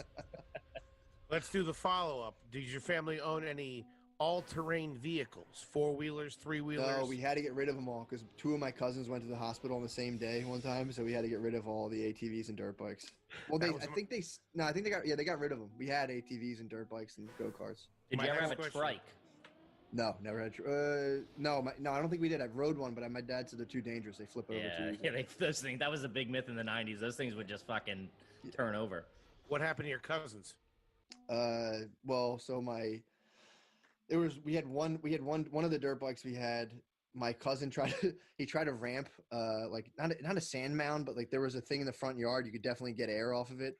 So he ramped that, and then the brake caught his lip and ripped his lip open. Jesus. Fish hooked them. Yeah, so he got fish hooked and it ripped his lip. And then on the same day, my cousin had this, he went to the hospital, and then my other cousin hopped on the dirt bike, was riding it and fell over and got a 3rd-degree burn on his thigh. Jesus Damn. Christ.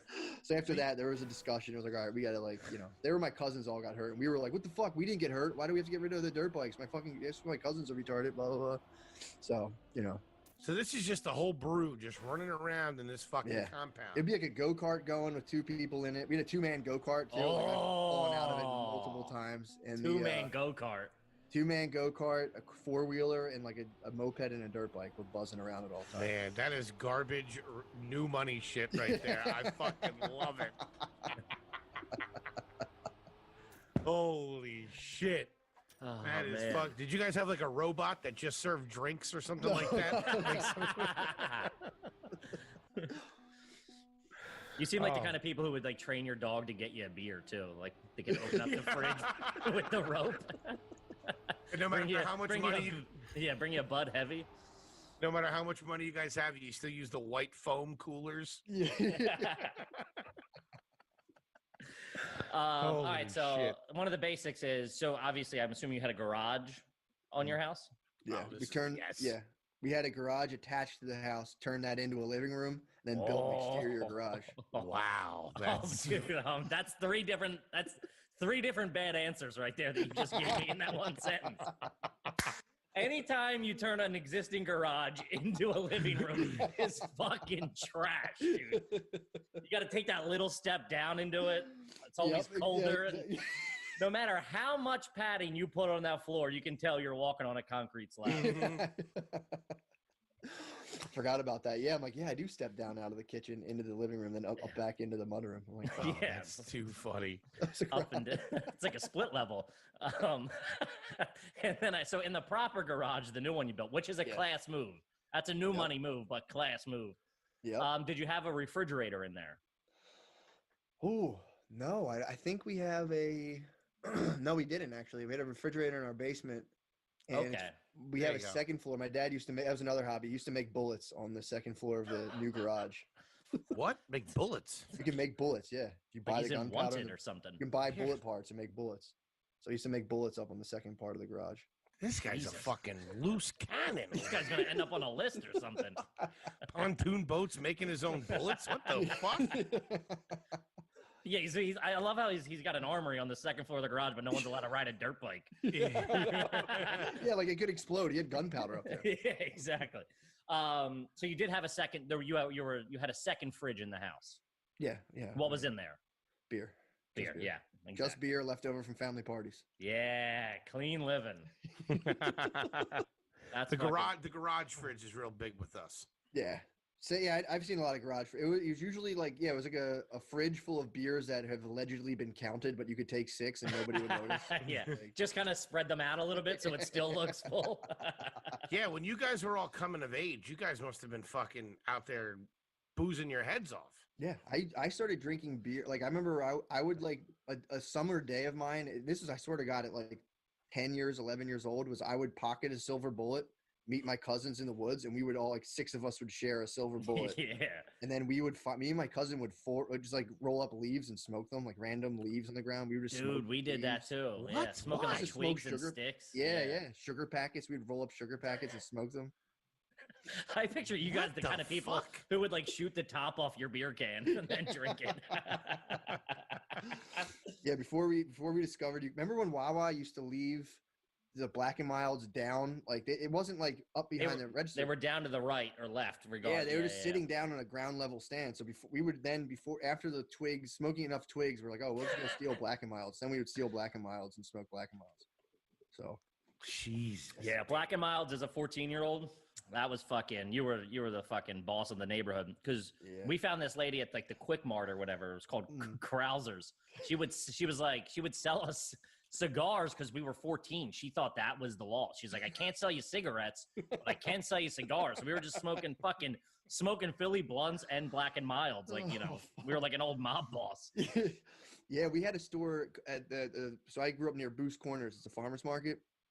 And there was it's so now I think about it, it's so illegal, but there was a guy in there, it was called the Whatnot Shop, and he would sell 70s Playboys and butterfly knives to kids. So you'd go in there, this guy would sell kids porn and weapons. That's and great. Is that guy still around? I don't know if the shop's still in there anymore. He must have must have $1 million cash. It's all in ones and shit. Sticky ones. Yeah. He's waiting there with a hammer to crack open your piggy bank. It was like shit. We had a fort set up, and like you could go there and just like buy 70s Playboys and like buy all the shit you needed for it, like matches, knives, Playboys. Like, this guy he had like the direct pipeline to like 11-year-olds. Those old Playboys, man, they were something else. All bush, yeah, it was all bush. They were something else. Girls with curls. What was the name of the grocery store your mom went to when you were growing up? Gennardi's. Ooh, Nice. Clean fucking living on a Gennardi's. I went to high school with the Look at Gennardi. you. Did you? Yeah, they got a little bit of quiche. I Oh, don't know yeah. who they sold it to, but they sold it to somebody for a couple of fazols a few years ago. I bet, man. My mom, they bought her grocery bill was so high that like Gennardi's did some sort of reward program where they gave us a double tape set of Titanic for free. They're like, here you guys Whoa. go. Yeah, they're like, just want a little token of appreciation. So You guys still got it? No, I don't know. I think my mom took it because she saw there was tits in it, and we were. How about a watching it. couple of fucking steaks over here? I got know. 6 growing kids. Fucking Titanic. Think I want Kate Winslet? Let's do it here. I remember it was a fucking big deal. She was like, sleeve of guys, they gave crimpets or us something. Titanic, and I was like, sweet. That's poor person mentality of like, hey, I just spent, over the past month, I spent 15 grand here, and they gave me a promotional copy of the Titanic on VHS. We are living over here. But it's poor people shit. My mom does the same thing. They have Gennardi's plug sliced into it. Jack, where are you going? To Gennardi's. I love the way they slice their meat. Okay, anyone in your family play scratch-off lottery tickets? Nah, I think my brother messes with them secretly, Mhm. but I don't know. Yeah, I think my brother might, but not heavily. It was never something that was like it was never something big. I feel like, especially in my immediate family, definitely not. Okay. But Have you or any member of your family ever called a sports radio show? yeah, for sure. They again, not my immediate family. My uncle used to call them all the time. Like While he was 6'10"? driving a trash truck. Yeah, he would fuck with them and mess with them all the time. Oh, that's pretty funny then. If you're doing it, if you're doing it as a bit. Yeah. I mean, my uncles would for sure, but my dad, my family, my immediate family, nobody, my dad never watched sports. So like none of us ever watched sports. So I still to this day could give a shit. Yeah. Wow. Growing up, did you have the 3-in-1 Fisher Price table, the basketball, the ping pong, and the air hockey table? Oh, no, we had an air hockey table, but not the 3-in-1. Oh, you had a proper air hockey table. Yeah, we had a real deal air hockey That's table. real Really? Bobby shit. Yeah, man. That's fucking crazy. legit. In the basement. What about a Yeah. pool table? No, we never had a pool table. No bumper pool? No bumper pool, no. The ultimate trash purchase of somebody who gets a little bit of scratch and is an alcoholic is the shuffleboard table in the basement. My Uncle Jim has a shuffleboard table. In his basement. Uncle Jimmy, I'm coming over for Christmas, Jimmy. Dude, it's awesome. I love going to their house. Yeah, Dude, full shuffleboard table. is crazy. It's awesome. Full shuffleboard table and a pool table in his basement. It's also trash to have the basketball game. Like the basement. setup one with the Dude, my one cousin has that. It's fucking, dude, hours just down there fucking drinking beers and fucking draining that's pretty threes. fun. That's pretty fun. Dartboards are typically trashy, but if you get the wooden thing, like the wooden door with like the chalk on the inside, that's real nice. Yeah, that is true. Matt, you ever play a game of horseshoes? Yes. We used to play Yeah, well- horseshoes at family parties. Yeah, we had it set up. trash, you had man. the pit. You had the pit back there. Dude, I remember my dad built a pit for like a July 4th barbecue or something. I thought we were the fucking richest kids on the block. I was like, wait till these pussies come over here and see this fucking horseshoe pit. What's the grilling situation over at mom and dad's? You have a grill? Yeah, I got a grill. Is it like a one with like a propane tank? Propane. Because I pegged you for a fucking charcoal briquette kind of family. Nah, just all Going old school. propane. All propane. All right.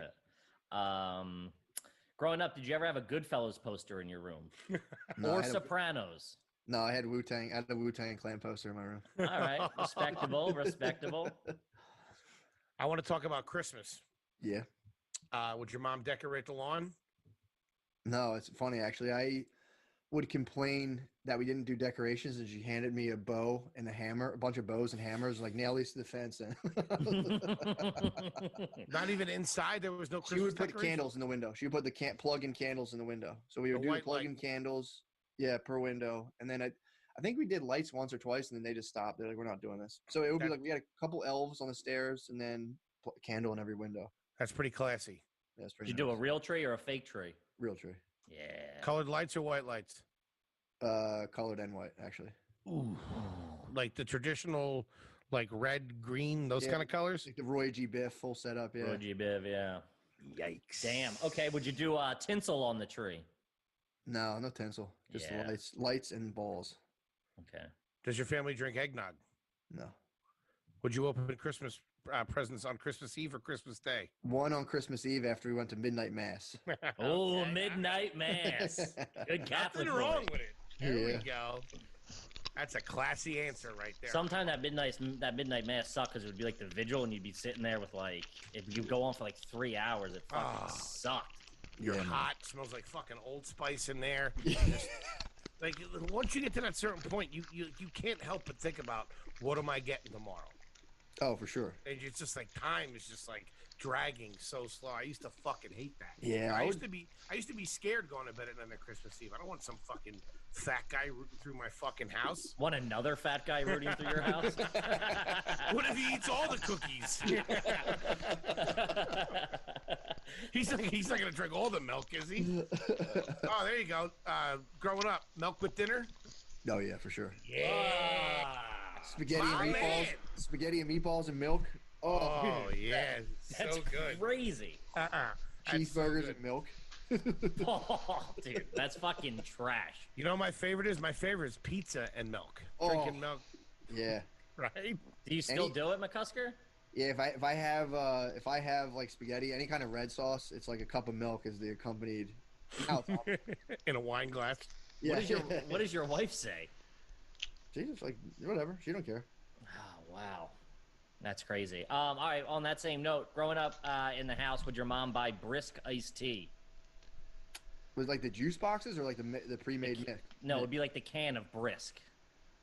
You remember? Powder. No, it wasn't a state. My mom was a health nut, so she didn't really let us have. I wasn't allowed to have soda before noon growing up. But That's admirable rule. the Yeah, that's brisk, pretty classy. it was kind of nice. The brisk was no, that was like a family party treat. We didn't Yeah. have soda stocked in the house. Only for pizza night we would get soda. Pizza night was clean living. Friday. Pizza night was all right. Did you guys? would you do like Domino's or Pizza Hut, or would you? What were you a Pizza Hut family or We Domino's? bounced family? around. We were Domino's wow. We weren't loyal to one organization. Whatever corporation was giving us free VHSs, that's where our loyalties lied. Yeah, we were Domino's. We were Big Cheese for a while. We bounced, Yeah. All right. Pretty good. Let's talk about your house now. Yeah. Let's go into the bathroom. Yep. Your house now, not growing up. What are you rocking in there? You got some body wash, or are you using a bar? Got a bar. Bar. Wow. He's a blue try to do collar the guy. I tried to do the bar, but I just like, I don't know. I just always, the loofah. Then you got to buy a new loofah. The loofah explodes, and it's like I just do the bar. Bar directly to body. Yeah. Really? Bar Yeah. directly to body. What are you rocking? I don't know. I got some. What is it? I bought like soap. Right now I'm bougie. I bought soap from Whole Foods, so I got 10 for 10. Ooh, a little 10 bars goat's soap. milk soap, 10 something like bars of that. Soap for $10. Yeah. Hot Damn. shit. Is that where you guys shop? Is Whole Foods? Yeah. Sometimes we'll do Whole Foods or Sprouts, depending. But What and then Sprouts? Sprouts is just another grocery store near us. Is it organic or is it?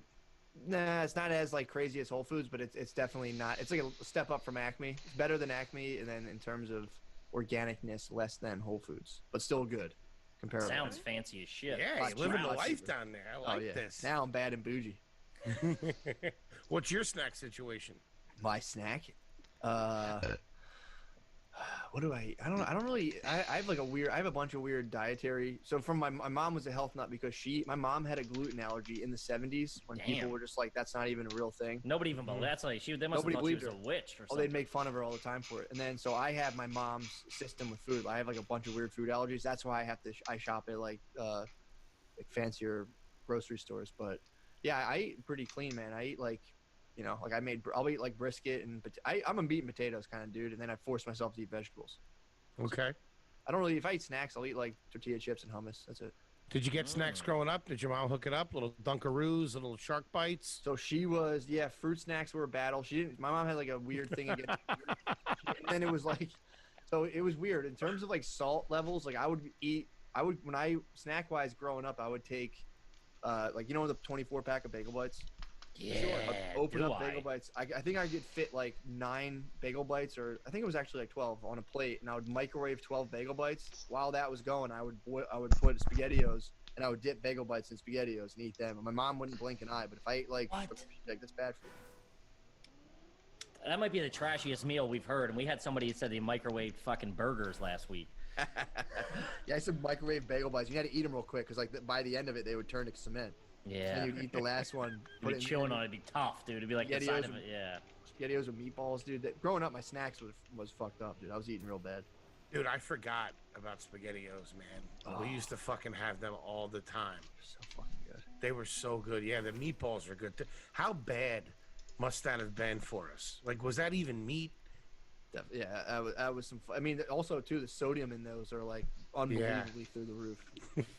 I would eat one of those every single day. Can of SpaghettiOs, as many the bagel bites would eventually run out. There was like toaster strudel. The toaster strudel situation was like, by the end of the week, you know, they had like the icing packets and the strudel. Yeah. By the end of the week, you'd have to eat like a naked strudel. There'd be like like 4 strudels, 0 icing packets. You're like, motherfucker. But dude, you had fucking toaster strudel, man. That's fucking fancy. Yeah. Man. Yeah, we stepped out from Pop-Tarts to toaster strudels, and then we got the toaster strudels taken away because we were fighting over icing packets because people were doubling up. Sure. Yeah. Strudels were definitely a conflict-heavy snack. But For sure. Alliances are drawn, yeah. yeah, so that was it. My snacks were like, my dad was like a total food monster. My mom was like a health nut, so we were always like somewhere between. Damn. Very interesting. Do you change your own oil? No. Did your dad? I don't think so, man. I mean, I know he knows how to do all that stuff, but it's like I doubt it, honestly. Interesting. Quite the conundrum here. Yeah. All right, I think I only got one more here.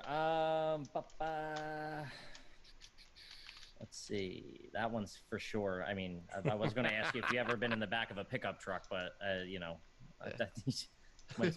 first 4 years of your life there. Have you ever worn a wife beater in public? Yeah, for sure. Tough luck. For sure. To like For a store or something?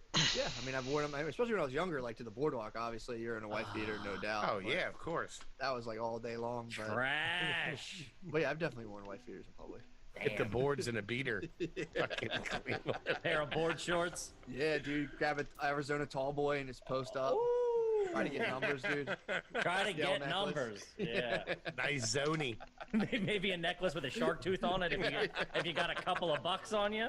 It's like a bright red sunburned face. Like, I'm gonna get some pussy tonight. Yeah. I have like $9 in my pocket. That's all you needed down there, baby. Get an ice cream and an Annie Ann's pretzel or something. Yeah, it was awesome. All right, I just got one last question for you, and I think you're going to pass the test on this one.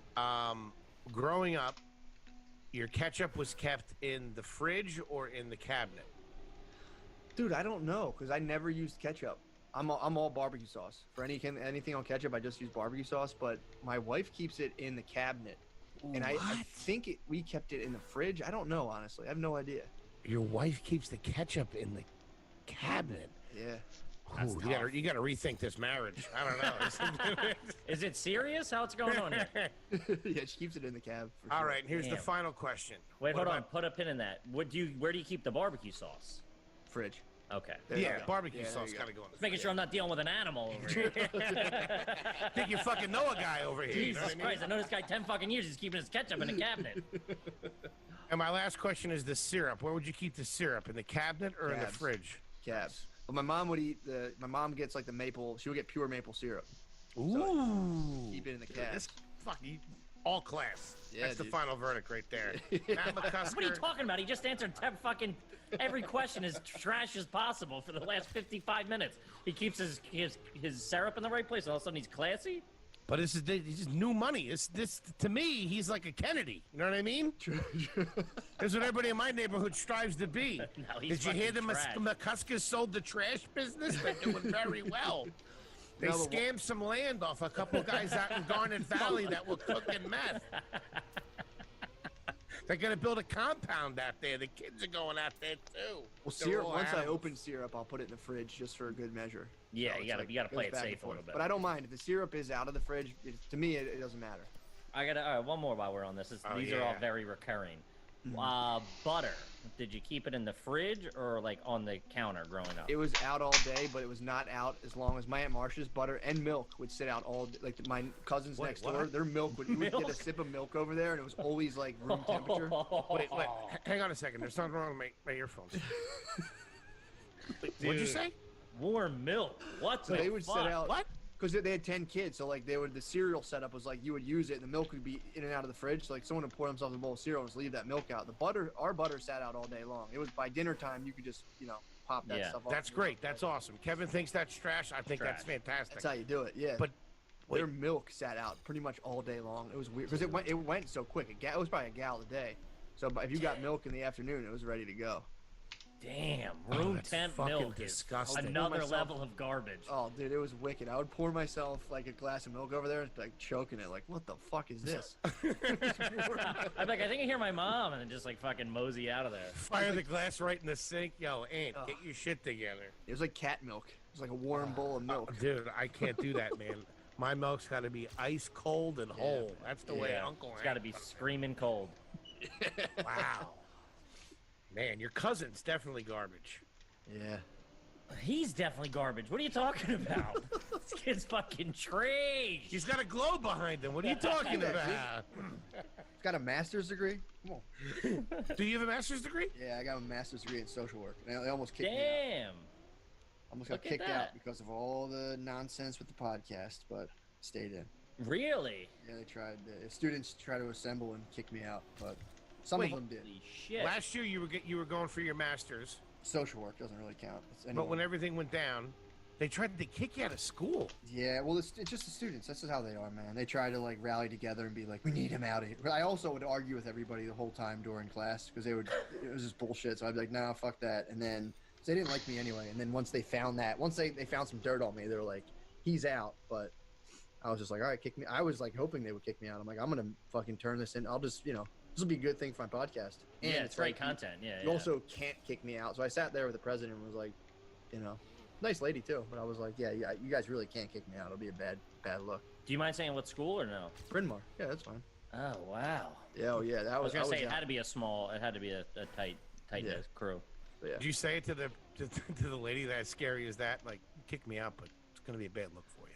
No, I kind of said I was like, and she was very, very sweet, and I really liked the lady, but I was being honest because she was being nice to me, and I was like, look, man, I'll be honest, I can stay here, I don't mind staying, but there's a part of my brain that knows how to take advantage of situations, and that part's thinking like, if you guys kick me out, I would definitely, I would work with that as much as I could.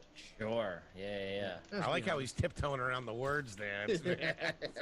That's very old trash money right there. Matt McCusker, I say all class. Kippy says garbage. Either way, you're absolutely fantastic in our books, Thank you, buddy. man. Thank Appreciate you it. so Thanks, much for buddy. coming on the show. It's great to see you. Great to catch up with you. Thanks, man.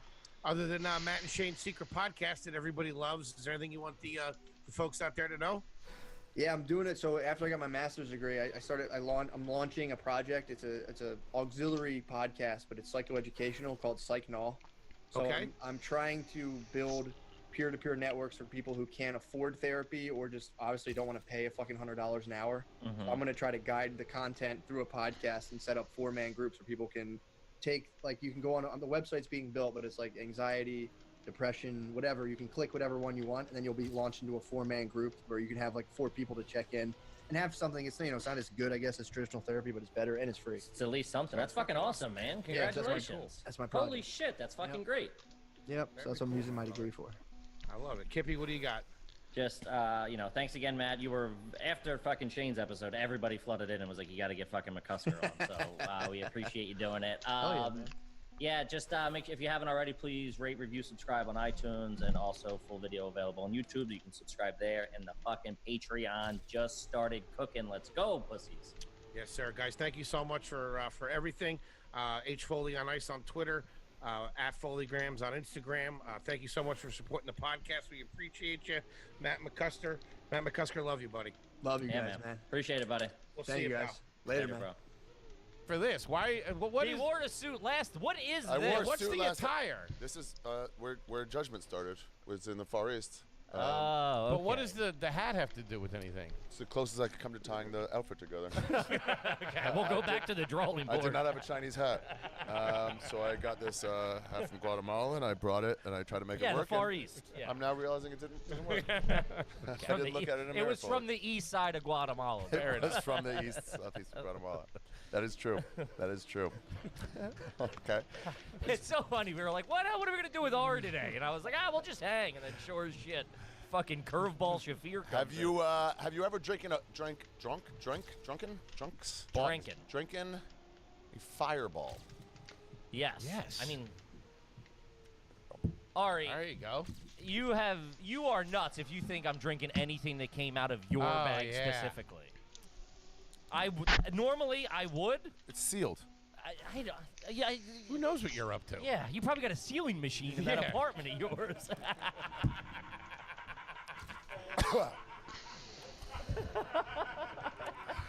Gotta watch your drink around this guy. I probably do have that's a good idea to get a sealing machine. So Ari, you think I Yeah. wouldn't put anything past you? That's what they tell you to do at Yankee Stadium when like the steel's cracked, but like they figure that out and they're just like they just solder it.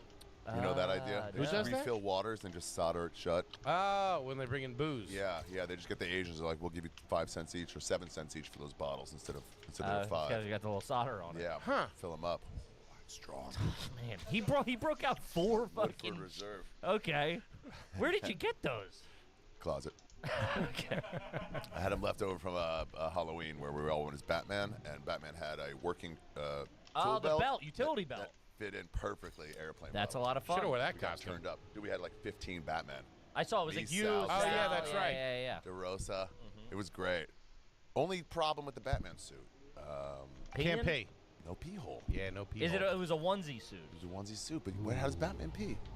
He can hold. He He doesn't has. pee when he's at work. Yeah. He can hold it, you're saying. can- Yeah, yeah. of Yeah, course. he's better than us. Or just goes in the suit. He's also not drinking nips of Woodford Reserve. He's not constant. he's on the job. Gotta Art. stay hydrated, though. Knocking down ponies in the Batmobile. Which I guess Woodford Reserve. I mean, is Woodford Reserve? It's classier It is, to that's be good. to be in a little bottle. Is it plastic Yeah, or glass? It's plastic. plastic. What is the classiest of the airplane bottles? I would. This is Gray up there. Goose. Gray Goose. Gray Goose. Because I think that's glass. I think the Gray Goose is glass. To be Yeah, honest the with glass you. is Typically, I feel you get Smirnoff on the plane though. It's not 99 bananas. I know that much. Shout out to it. Every one of my aunts gets loose on that at 4th of July. Have you ever been cut off on a plane? Yes. What? Yes. That was a fake question. No, yeah. Wow. Not cut off. We drank them out of vodka. Wow. Yeah. So they were like, "Hey, listen." It was a 2-hour flight. It was me, my brother, and my cousin. We're heavy booze bags, and they started giving up because we were asking for so many.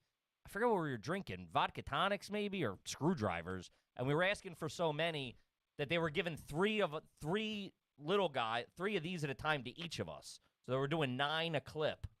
And I think they probably only had like 30 or something. So we did like 3 or 4 rounds. And then they were like, we're out of vodka and we're landing in 10 minutes. And you're in altitude, your tolerance goes up, right? Or down?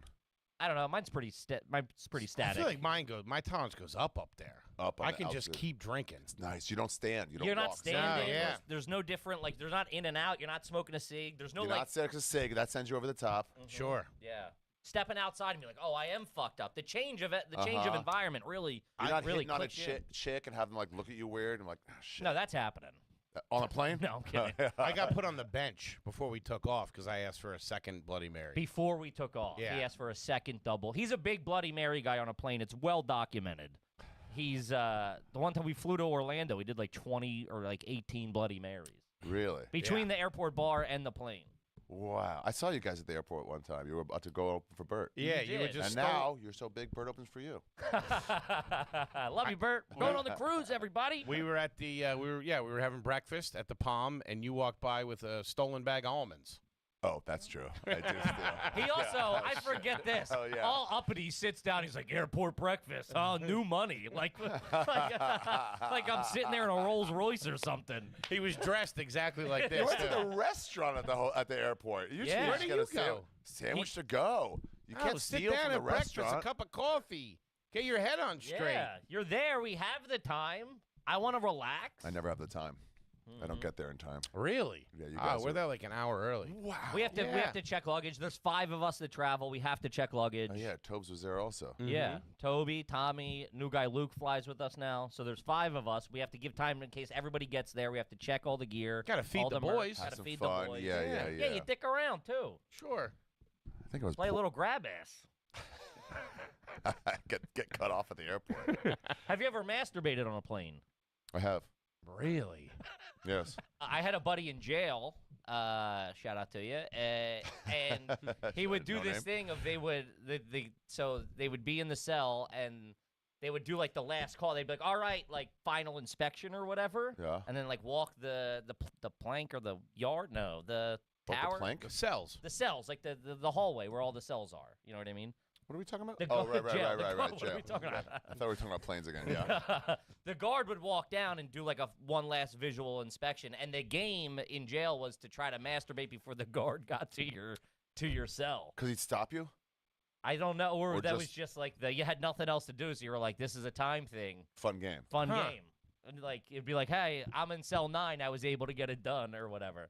You think there's an understanding in prison when you hear like, Yeah, you're just like, you're dude, doing we're- your yeah, thing. we're there's in a- one in this office right now. If I hear that, you could use the next door. New guy Luke is fucking going for it. Wailing on himself. That's great. I'll be taking a plane to Denver, Colorado. I'm doing February and March, 2 weeks at the Comedy Works. You're plugging 2024 dates. Breaking the record for straight shows at the Comedy Works, February and March. Get Don't tickets sit at next to him. artistappear.com. Is there currently a 2-liter soda in either of your fridges? No. No, that's just because there would be, but that's just the wife. That's just what? The wife? The wife is like, yeah. She's like, no. That's just like, yeah, a very. Is there one in yours? I haven't. Why would you ever buy a 2-liter of soda? I don't know. What are you buying? Cans, soda Yeah, bottles. well, I think New York is very like individual. You Yeah, like, hey, I'm having yeah. lunch. I'm going to grab a bottle of whatever. Yeah, no one understands New York and the size, the amount of space we have. Yeah, although I'll tell you this, man. Yeah? I haven't fucking used a 2-liter. Yeah. When would you? Yeah. I go back to there's. Why did we? Yeah, when the fuck? If you got a lot of kids in the house, you want to keep going, I guess it'd be something like that. Man, It's also way cheaper too. Like Way cheaper. instead of buying 3 12-packs, I haven't opened a 2-liter of soda in probably fucking 10 years. I would make sure I kind of miss it. I would make sure Yeah. my mom would buy them for gravity bong purposes. Gravity bongs. GBs. Dude, I had a gravity bong in Central Washington State. They used to have a club out there. Jokers, maybe, something like that. And these guys were like, you want to smoke weed? I was like, sure. Went to their car. Had a gravity bong. Imagine this is a 2-liter. They cut the bottom off. Okay. Had duct tape, both sides, taped it this way, taped it that way, stuck it to himself, and stuck it all the way in. And so then it was like that. So they lit the fucking bong out of the top, pulled the whole thing out. Yeah, that's how we did them. Oh yeah, I thought we started was with water, and you go like that. Yeah, you pulled out of water. Yeah, there was They he's did saying it with there's no. It tape. just created a vacuum. Yeah, you could do it in your car. Just created a vacuum. You pull the tape out. That's the vacuum. Oh. And then you put the thing in your mouth, and they just fucking. And it's just all the smoke. Your hits eyes you come at out of your once. head. Oh yeah, dude. Gravity bunks fuck you up. Gravity bongs fuck you up. That's usually the last drug you do. Gravity bong. Yeah. I caught a bad gravity bong and stopped smoking weed. That was dabs for me. Fuck dabs. Dude, they were so popular. I took a hit at a fucking Christmas party one time. Man, I thought the What fuck. kind of Christmas party were you at? He was Fucking the Foley's He's at the party, Die dude. Hard Christmas party. International Waters, baby. That's what kind. Jesus Christ. This episode is brought to you by BetterHelp. Gang, anxiety can paralyze you, which I didn't know. You Sure. fear unlocked. Okay, here we go. I can't move my legs. No, it's brutal. Uh-huh. I have it. It sucks. Yep. A lot of people have it. Best way to handle it, talk it out a little bit. BetterHelp can help. BetterHelp Online Therapy is an amazing tool. All you need to do is take a quick quiz, get matched up with a licensed therapist, and you will be on your way. Yeah, you can talk to your therapist via video chat, by the phone, or even just message, however and whenever you want. The therapy is totally up to you. I said it once. I said it 2-3 million times. Talk therapy is a fantastic tool for a specific moment in your life, if forever, whatever, if it's for a month, if it's for a week, a breakup of this or that, just something to get it out. You got to get that bad juju out of you. If you don't gel with your first therapist, you can easily switch at any time for no additional charges. I've always been a big fan of just getting in the There you go. pool, and if you don't like them, switch up. But you're already in the Sample a little pool. bit.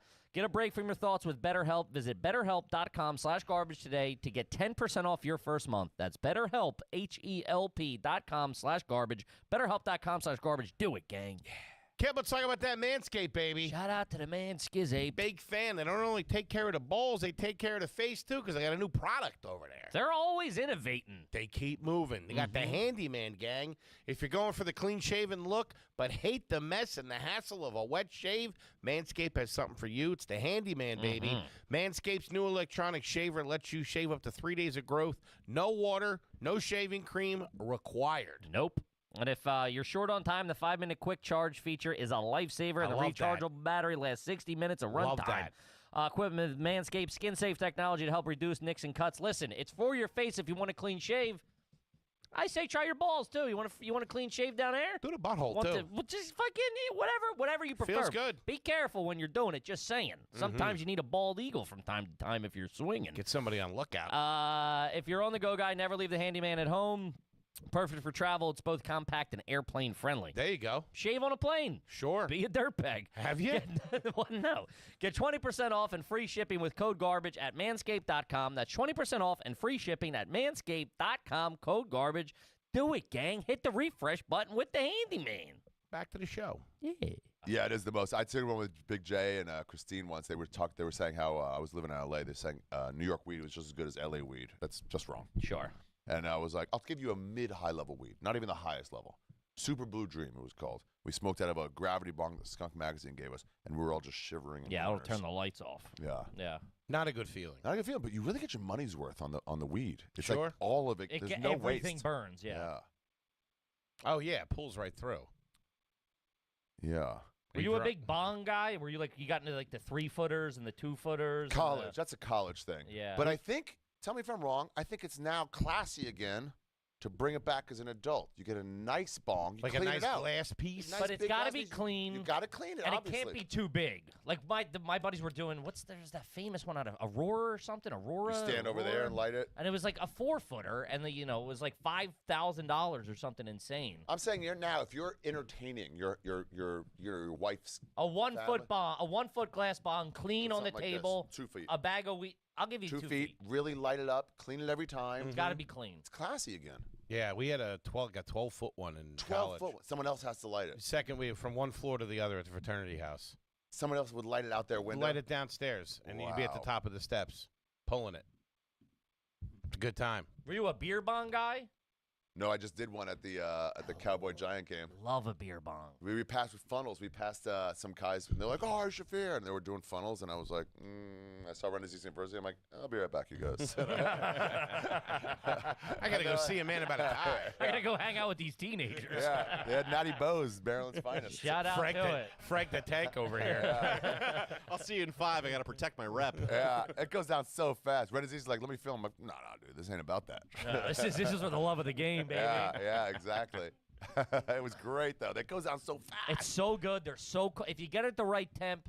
T-Bone was always a Cold. big shotgun guy, but not too cold to where like it hurts. Man, you can fucking crush them. Yeah. We used to make them. We'd go to Home Depot in like high school and buy a funnel. You could buy like 2-3 foot of tubing or 5-10 feet. Get of that tubing. wire thing that you screw in. And then we'd put a clamp or hinge whatever. on. Yeah. No, like a valve. You could buy like a plastic PVC valve. To keep it closed? Yeah, to keep it closed, so you don't have to bend it. You don't have to That was the problem. You fill it up and you're like, "Oh shit, you're not ready." You gotta like seal it. Yeah, no. I thought you meant like the little things, like the metal things that you screw and it. Well, you would tightens have it up. that. You'd have that around the funnel, obviously, and then, but no, you would just get. You can put like a PVC valve, like a little like butterfly valve or whatever. Huh. Turn it closed, fill it up, let it seal. Maybe a little nose grease in there. We made a potato gun. A potato gun? What do you mean? Just to eat. Give me a large fry. Shotguns potatoes right down your guzzle. You don't have to fry them. Why waste time frying when you can just have the starch? They were mashed. No, you never saw a potato gun? It looks like a bazooka. Sure, the big PVC. Yeah, thing. you use hairspray. That's real making a murderer type stuff. Wow. But speaking of Renaissance, he'll be with me in Minneapolis, Madison, Chicago, and Iowa City. Go see Ari, in gang. November. Tickets on sale right now. Are you on the road? I am on the road. It's a wrong side of history tour. Let's see what we got here for you guys. Let's see what we got here. Man, I love them. Have you ever taken a shit on a plane? Yeah. No. Wow, I'm shocked. I don't fit. He doesn't fit. It's a physical thing. Interesting. Yeah, that'd be bad news. Wow, interesting. Uh-uh. It would be bad news, but you've needed to. I have needed to. Yeah, I needed to on the flight that I just took back from Greece, and then I got stuck in the customs line. So I thought I was going to shit my pants. Shikanaki. Yeah. What? Shikanaki? I did it on one of our trips, and a guy who was sitting by the bathroom complained. Really? Nice. Well, I mean, why sit by the bathroom? That's the thing, too. It's like, I'll be in the front. It'll be great. It won't be that great. I can't shit on a plane.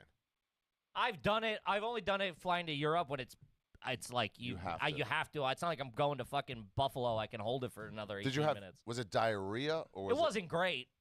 Yeah. I mean, he wasn't on a high protein It wasn't diet. not diarrhea. Yeah, it wasn't. I mean, I'm never, I'm always, I'm close to diarrhea a lot of times. I'm never not. What's the line of diarrhea versus not diarrhea? What percentage of loose does it have to be? I'm not the guy to talk to about this. I think when the liquid phase. But I mean, like, happens. obviously, when it's like, that's diarrhea. Yeah. And when it's like a, that's not diarrhea. There's a range on the inside. It's got to be a log for it to not, a lot of times I'm half and half. Yeah, half and half. Jesus, really? Well, the knot. I'll have the plug. The plug. The yesterday's food is fine. It's Today's fine. food is not Really? A little soup and salad. What are you, a sick cat? That's crazy. No, Ari Half gets and it. half? I do get it. So The plug is yesterday's meal. yeah, it's fully done, and then the burrito bowl's on the back end. You had of it. rice. That's You had rice wild. for lunch. You had burrito for dinner. Yeah. That's wild. Hey, I am what I am. You're a meal and a shit. Meal and a shit? Shit per meal. Shit per meal. No. No, okay. No, once a day usually. Wow. Yeah, once a day in the morning. Yeah, I'm usually Like once a day. gentleman. Yeah. No, you're like 9 times I'm a a day. lot. The both of you. You're 9 times a day? I no, pee no. and poop a lot. Pee a lot, too. You ever think that's cancer? Yeah. Yeah. I'm leaning diabetes, but that's me. It's something irregular. It's not great. It's not great no matter It's what. something keeping me from going to the doctor. The I good know that news is much. not cancer. The bad news is you can't have flour tortillas anymore. No more Mike and Ike's for you for life. Mike and Ike's. Have you ever, by the way, I'll be in Detroit, London, Toronto, Grand Rapids, Sudbury, and Ottawa in April. Wrong Side of History tour on sale now. RHFR.com. Have you ever Detroit then London? Detroit, London, Ontario. Who's doing your London, Ontario? I'm like, who's doing your routing, dude? Is somebody It's a looking bus. for you? We got the Magical Mystery Tour bus. Okay. Have you ever I'll be in Seattle, then Virginia Beach. have you ever snuck a cigarette indoors at a public place? Yeah, I just did that at the UFC fight in Boston at the Garden, at the at the Boston Garden, the TD Bank Garden. or Where? whatever. How? What? Well, I have good eyes for this. I know a smoker when I see one. I know the flaws in the security. And I saw a guy with a Newport in his ear, and I was like, "You're not just rolling around With a Newport with in a your ear. Newport in your ear. You're on a mission." Yeah. So he walked into a stairwell, and then as I walked by that stairwell, I caught a whiff of some fucking heaters. So I go down there, I start smoking, and then I hear like chatter. So like we go further down, like 2 more flights of stairs, and there's like a full-blown smoking lounge. Heaters in a stadium stairwell has a distinct smell. And that's Yep, allowed. yep, That's It really allowed. does. You're It allowed. should be allowed. You're not bothering anybody. You're not bothering anybody. Hey, you're down here. We're down here. We're going to smoke cigs. We're going to go. People are smoking blunts. There down should be there. a And it heater doesn't affect spot. anyone's day. No. It's like only if you're a rules monger / white There should woman. be a heater spot. There should be a heater spot. Yeah. And the fact there's not is like, what would you just want to just not smoke? If you're a 2-pack a day guy, you're like, it's how many minutes is that? And Especially if you were the stadium If you're and crushing people, beers. if you're the stadium and people are drinking, let them have a heater. They'll drink more. Yeah. You I know? don't think that's their concern, that you're not drinking enough. I Yeah. think their concern is the legality. But there should be a place to go, at least an In-N-Out. Well, if they don't give you an In-N-Out, most then of you're them, forcing us to I go think stairwell. no one really has them anymore. No. Like, a lot of the ballparks or football stadiums, they'll have the long ramp like this, right? That like zigzags back and forth down. Yeah. You were talking about you were at the Cowboy Stadium. They have that, like the long ramp down to. You so smoke while you walk. No, you just go to the middle point of one of those ramps. So you can see both sides. You see both sides. You have a lookout. You hang over the side, and usually you'll see a guy walking like, none of that. You go, all right, take one last pull and flick it. Yeah. That's that. That's how I deal with. Look the other way. No, the event staff doesn't give a fuck. By the way, who's gonna say something to you? Yeah, fucking You'd try be it. a lunatic to say Try something. Yeah. That's how I deal with pissing on the walk home after the cell later night. You walk and pee? Or I'll stop, but you go you go long blocks, not short blocks. You can't go the busy like avenues. You go avenue, but you can't be peeing on Third Ave. But streets, you go. I'm most of the way. Nobody's there. I don't see anybody coming here. Piss. In a car, I'm in between the cars. Yeah, that's where you do it, in between the cars. Did that never occur to you? You're peeing on the wall? No, Like you a pee psycho? between the cars. Yeah, you go between the cars. That way you disappear from the straight line of sight. So you're not even on the sidewalk if anybody sees you. You're just a guy checking his oil. Yeah. Hey, rethink some shit, huh? Better write that down. The hell kind of attorney are you, by the way? Let me see some credentials. Man, could you imagine being hemmed up for something and this guy walked into court to represent you, dressed just like this? Anybody got a light? You're like, what? You want a fireball? I think we're going to lose this one. It's a good note. It's a good note. I'll take that. I can't believe you haven't thought of that. No, I just pee like either like in a flower bed or. You're a That's guy respectable. You're a guy who thinks of so many things like so in depth, But and then never so that. many blind spots. It's so crazy to me. And also, too, if there's a apartment below, Yeah. you just sneak down there. Sneak down to the down steps. Yeah. Oh, I wouldn't do that. Why not? That seems Into their rude. front porch? Not their front porch. It's like it goes down and then it bedroom goes into window. the back of the building. Oh, you get a tunnel. Yeah, a little tunnel down there. Like an There's hour. places to go. There's places to go. Have you ever tried to fuck public in Manhattan? Mm-mm. No. There's like alleys, but you can't. It's hard to find. They're hard to find. Underrated, the bathroom at Union Hall. Individual stalls. Oh, yeah? Yeah. Okay. Ah. Taking care of some business in there? Did once. Look at you. Yep. Drop the load. Drop the load. By the way, second show added in Boston, Burlington, Syracuse, Albany, Foxwoods in February. Okay. Here, let me ask you guys a question. Go ahead, buddy. This is fun. Sure. I don't even have to do anything. Has your credit card ever been rejected? Yes, recently. What? This Yeah. morning What? at Starbucks, my American Express. Why? Wow. They found out you weren't American? Say the Pledge of Allegiance. Say it if you mean it. My card's on automatic payment. Yeah. I didn't have enough funds. I was saving this for hard feelings. I didn't have enough funds to cover the automatic payment in my checking account. So it got rejected. I got alerted of the rejection. I put Did the nothing money about it. I switched the money in. Okay. It took the money out. It never reflected on American Express's side. So it's been getting declined all week. Oh, it sucks. Yeah. So I have a Wait, call ahead of me. You have your credit card, your American Express card on auto pay. Yes. You pay the same amount every month? No, I just pay the balance. And they can do that? Yeah, you just pay whatever balance. pay Say your, whatever your it is, statement take it. balance is. No kidding. But that jams you up when you don't look at it and you don't have enough money Yeah. in there. Huh? Oh, when you don't have money in the credit in My the checking account.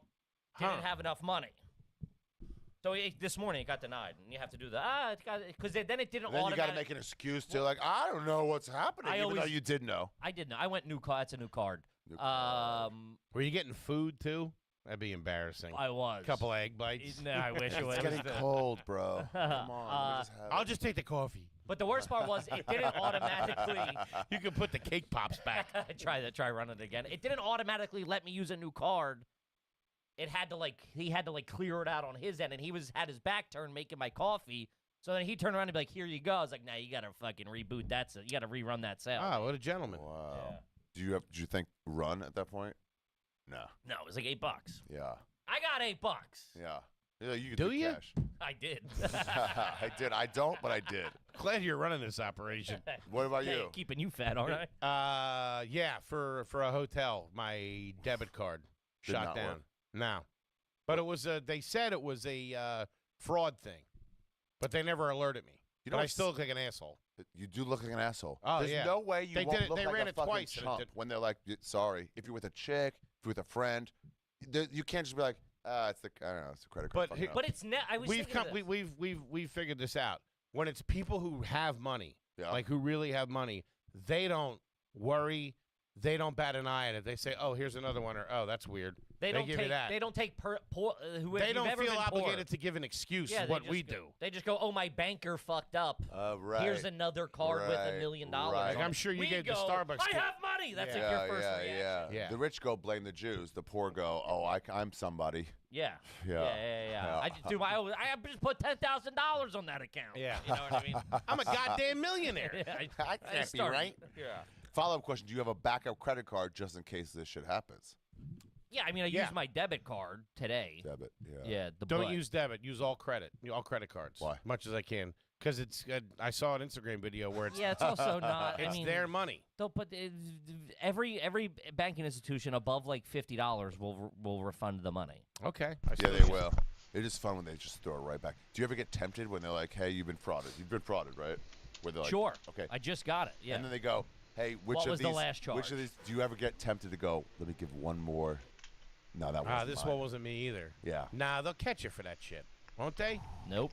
But you can. Nope. Nope. You've done. You've done it Unofficially. No. Unofficially. I got my lawyer here. You've heard of. Sorry, what can I say? This is okay. Hold on. This is patient-doctor-client privilege. None of this is real, but he's heard this in the past. Go ahead, sir. I knew a guy. Yeah. For comedy purposes, had gone to a nightclub. This is the 70s? Got a couple of bottles. This man in general, no specific man, he needed to deny this anyway. Yeah. Studio 54? What are we talking He about might here? have charged more to his credit card than he could truly afford. You were doing bottles at one point? Not me, this guy who was there. We're not talking about anyone. Strike Okay. it. It was a bottle of beer, by the way. I went belly up quick. Get it. Get it. You're no. talking to American Express. I didn't buy that Corona either.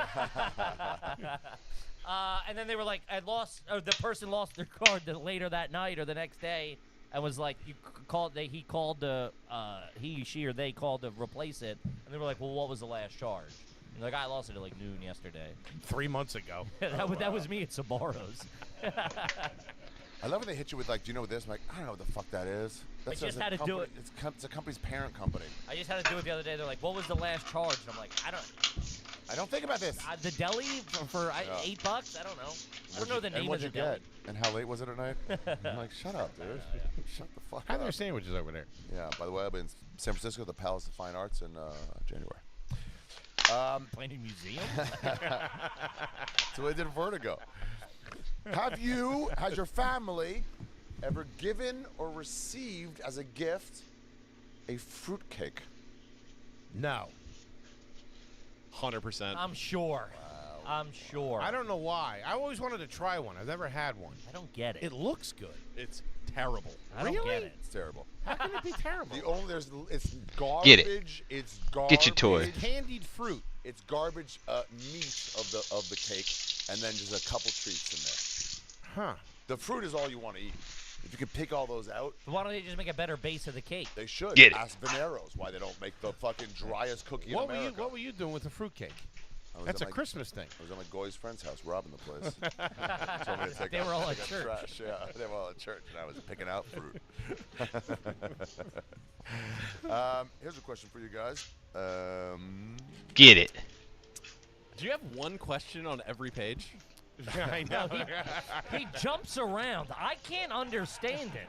There was stuff crossed off before he got here. This is a rough draft.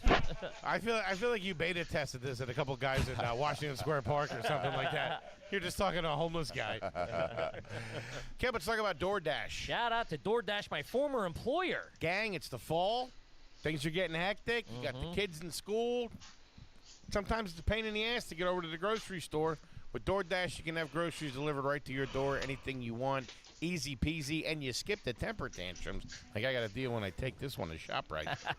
Guys, we're big DoorDash fam over here. Like I said, I used to deliver for DoorDash. Shout out to you. Also, every time we go to a city, boom, we land, throw a DoorDash order in.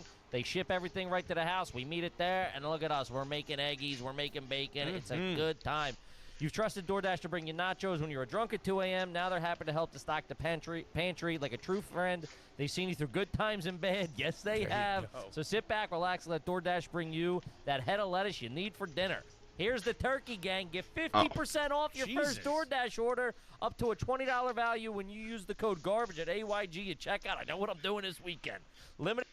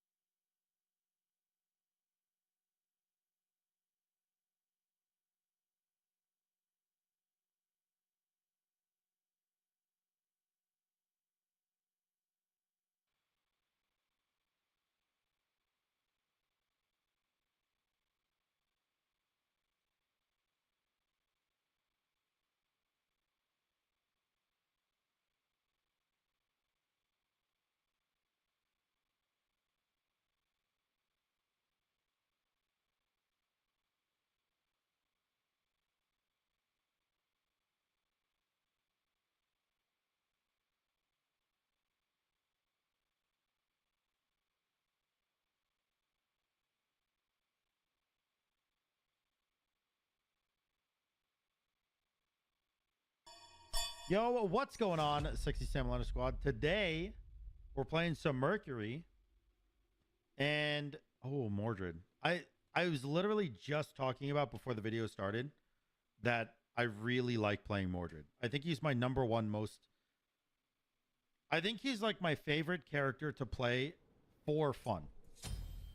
I don't think I have a very good win rate on him, to be honest with you. I'm pretty sure my win rate on Mordred is just straight up bad. But he's a lot of fun anyways. What do I want to build? Mordred alt sucks to fight against, so beads could be good. But also, just getting an Aegis will probably do well too. I could go agility relic so I can stick on him a little bit easier. Because I am a melee character. At the same time, though, he's a melee character, so agility relic's kind of not needed. I'm just going to go beads, play it safe. Fuck it. That does mean that I can't fight him early, but it's fine. Honestly, Leather Cowl is like pretty good. For Mercury, at least. Because Leather Cowl gives you 5% move speed if you're alone. Which is good because I'm always alone. In duel. Not in life. You know, I have a wife and I have Appa. And I have friends too. I mean, I don't see them often, but like I see them sometimes. What am I doing? Defend the red. Hey, yo. No. What's your... Oh, he is shell. Okay, I don't fight this. I don't fight this. I do not fuck with shell. Dude, if I was actually like locked in, I think I probably could have like taken that red actually. But for some reason I was running around in a bush. Why was I running around in a bush, man? Thank you.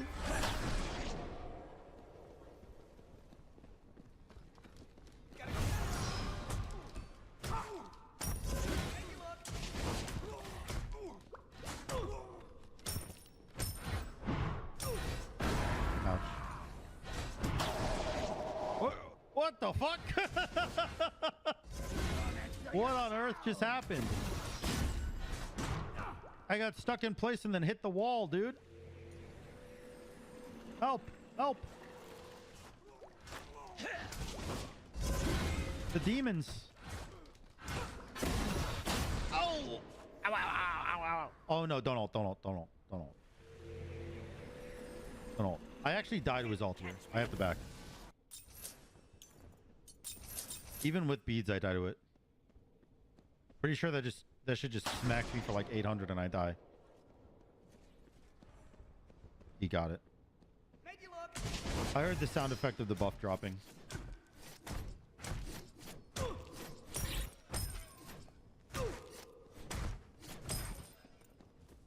When will they fix Mercury? I don't think Mercury's broken. I just think, you know, the meta as is kind of a situation that leaves Mercury with you want more from him, you know? I think I can kill him here, by the way, if I ult. Full charge ult.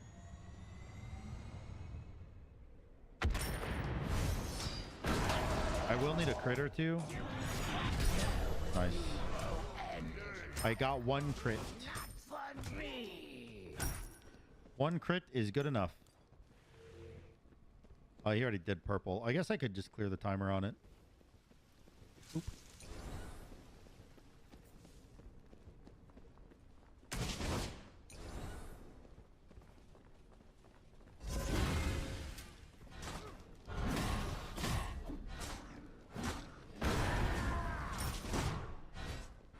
Wonder how much damage Mordred's bleed would do if you ulted after being hit by it? That's a good question. I would actually love to test it out. But I don't think Corbin is in my stream. And if he is, he shouldn't be.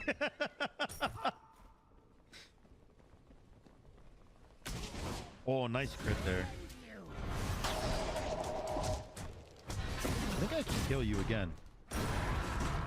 Okay. Oh.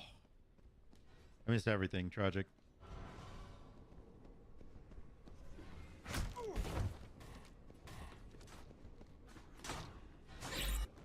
you did that quick. I'm kind of scared of you, actually.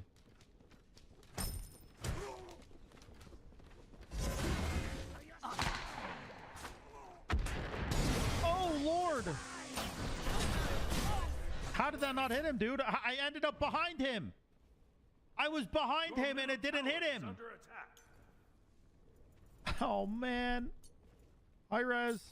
Hello, hi, Rez. I have a bug.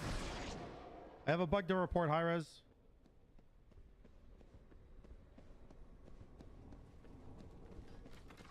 That is so tragic. That is so tragic for me, dude.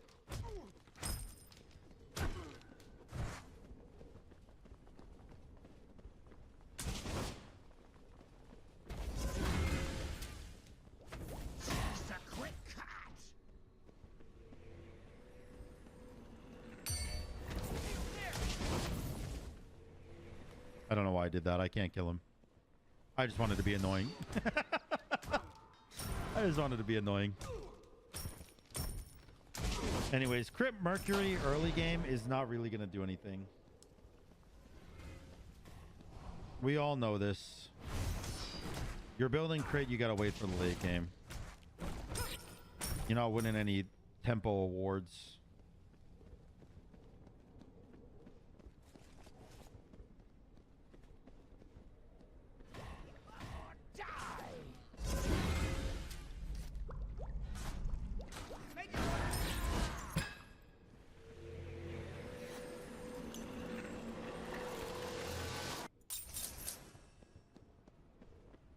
All right.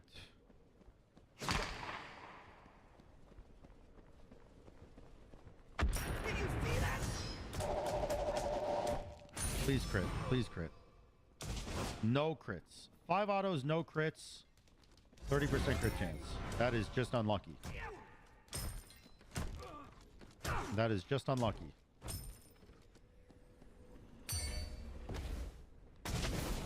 And that didn't crit either. 6.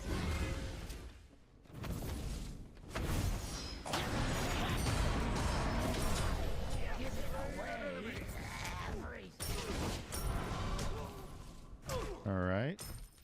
I mean, at least I killed him. I did have to use my beads for his ult, but we take those. We take those. Oh, no. Can't catch me. Honestly, fuck it. Give me Demon Blade first. Give me Demon Blade first, and then now I'll go Deathbringer.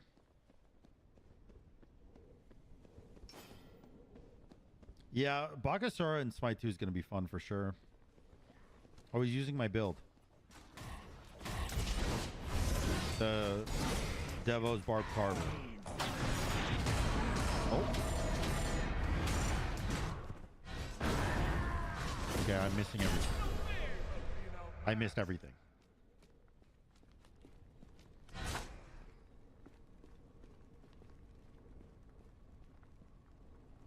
Man.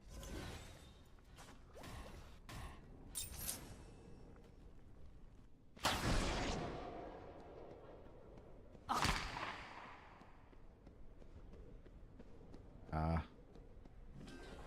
He's running all the way away. Well played. Your middle tower is under attack. Well played.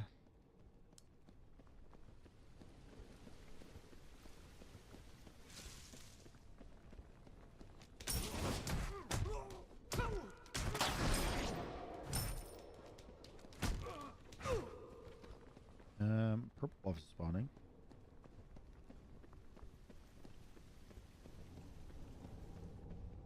Where is he? Oh, I guess he was waiting for an item. Yeah, he's going mystical male now.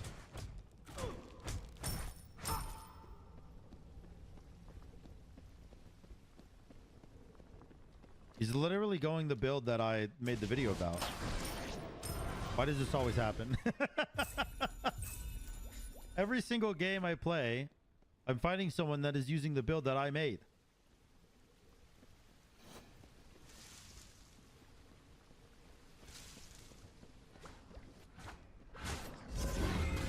Oh.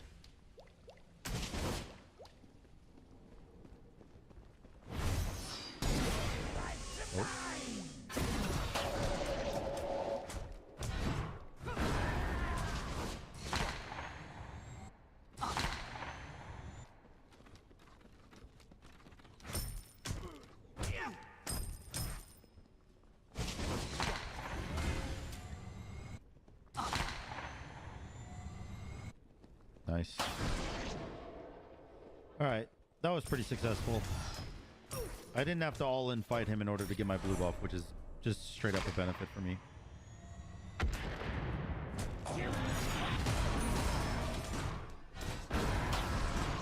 Dude! Dude! What the hell was that, man? I 3'd, it is on cooldown, and I did not move. I 3'd, it is on cooldown, and I did not move. What the hell?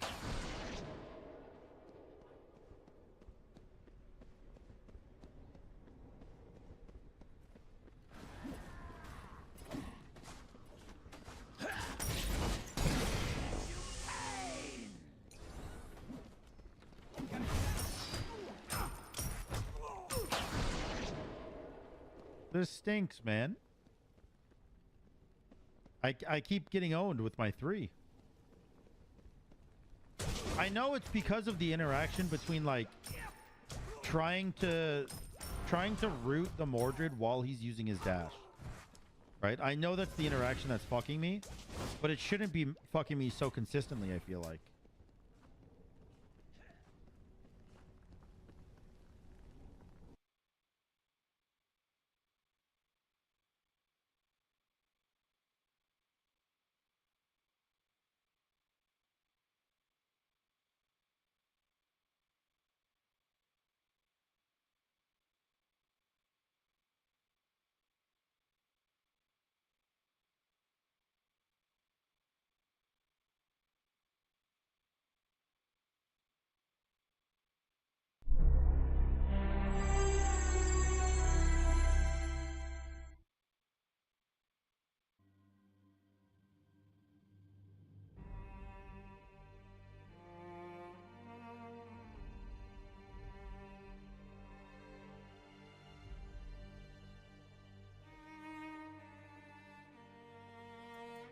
The more they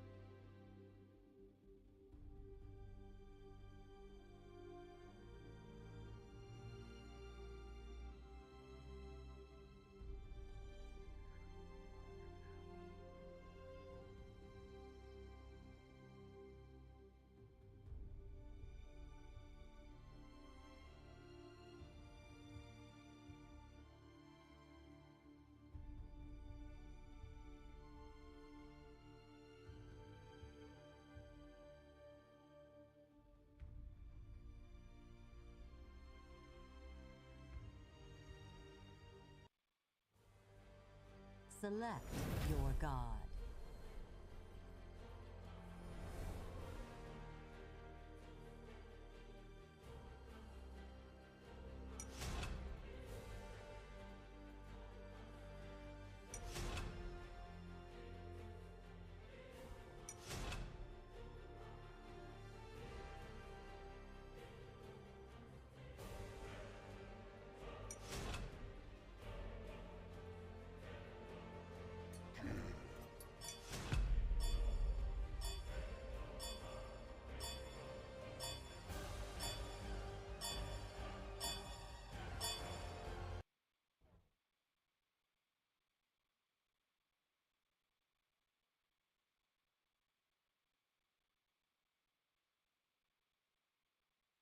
Many of these gods were my friends.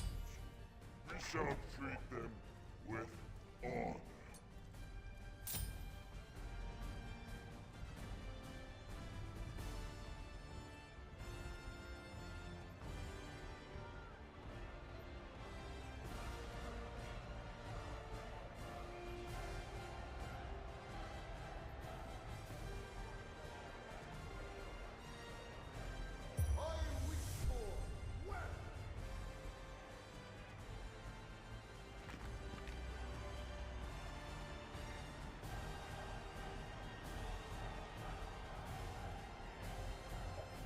Minions have spawned. It's almost unfair.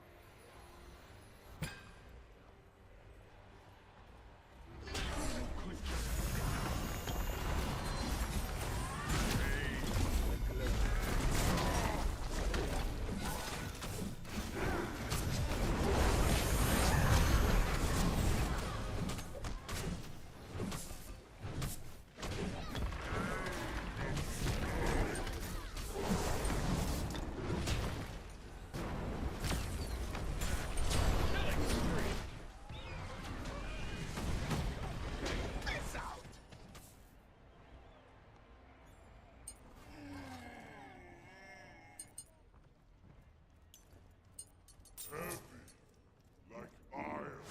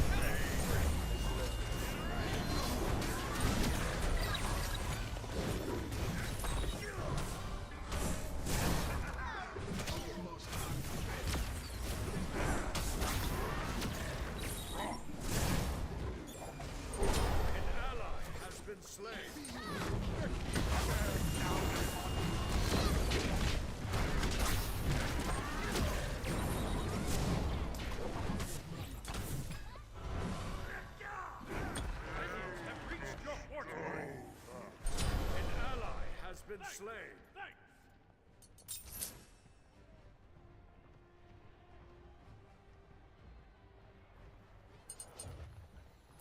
It's almost unfair.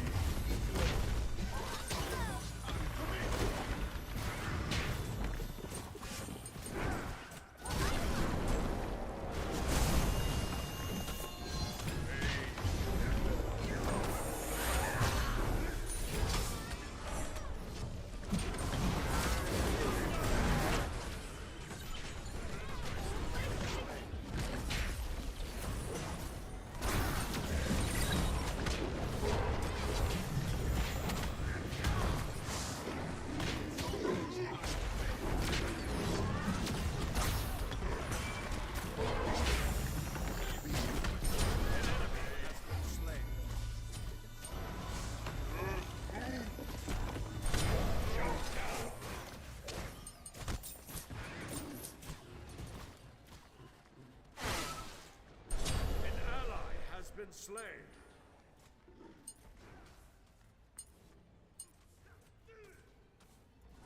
I wish for immortality. An ally has been slain.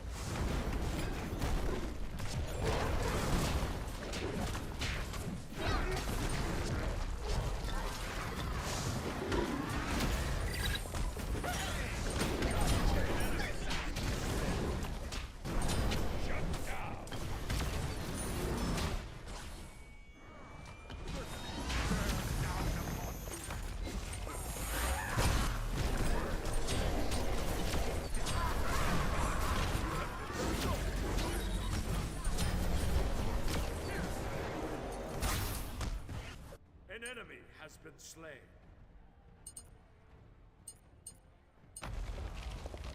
Double kill. Killing spree.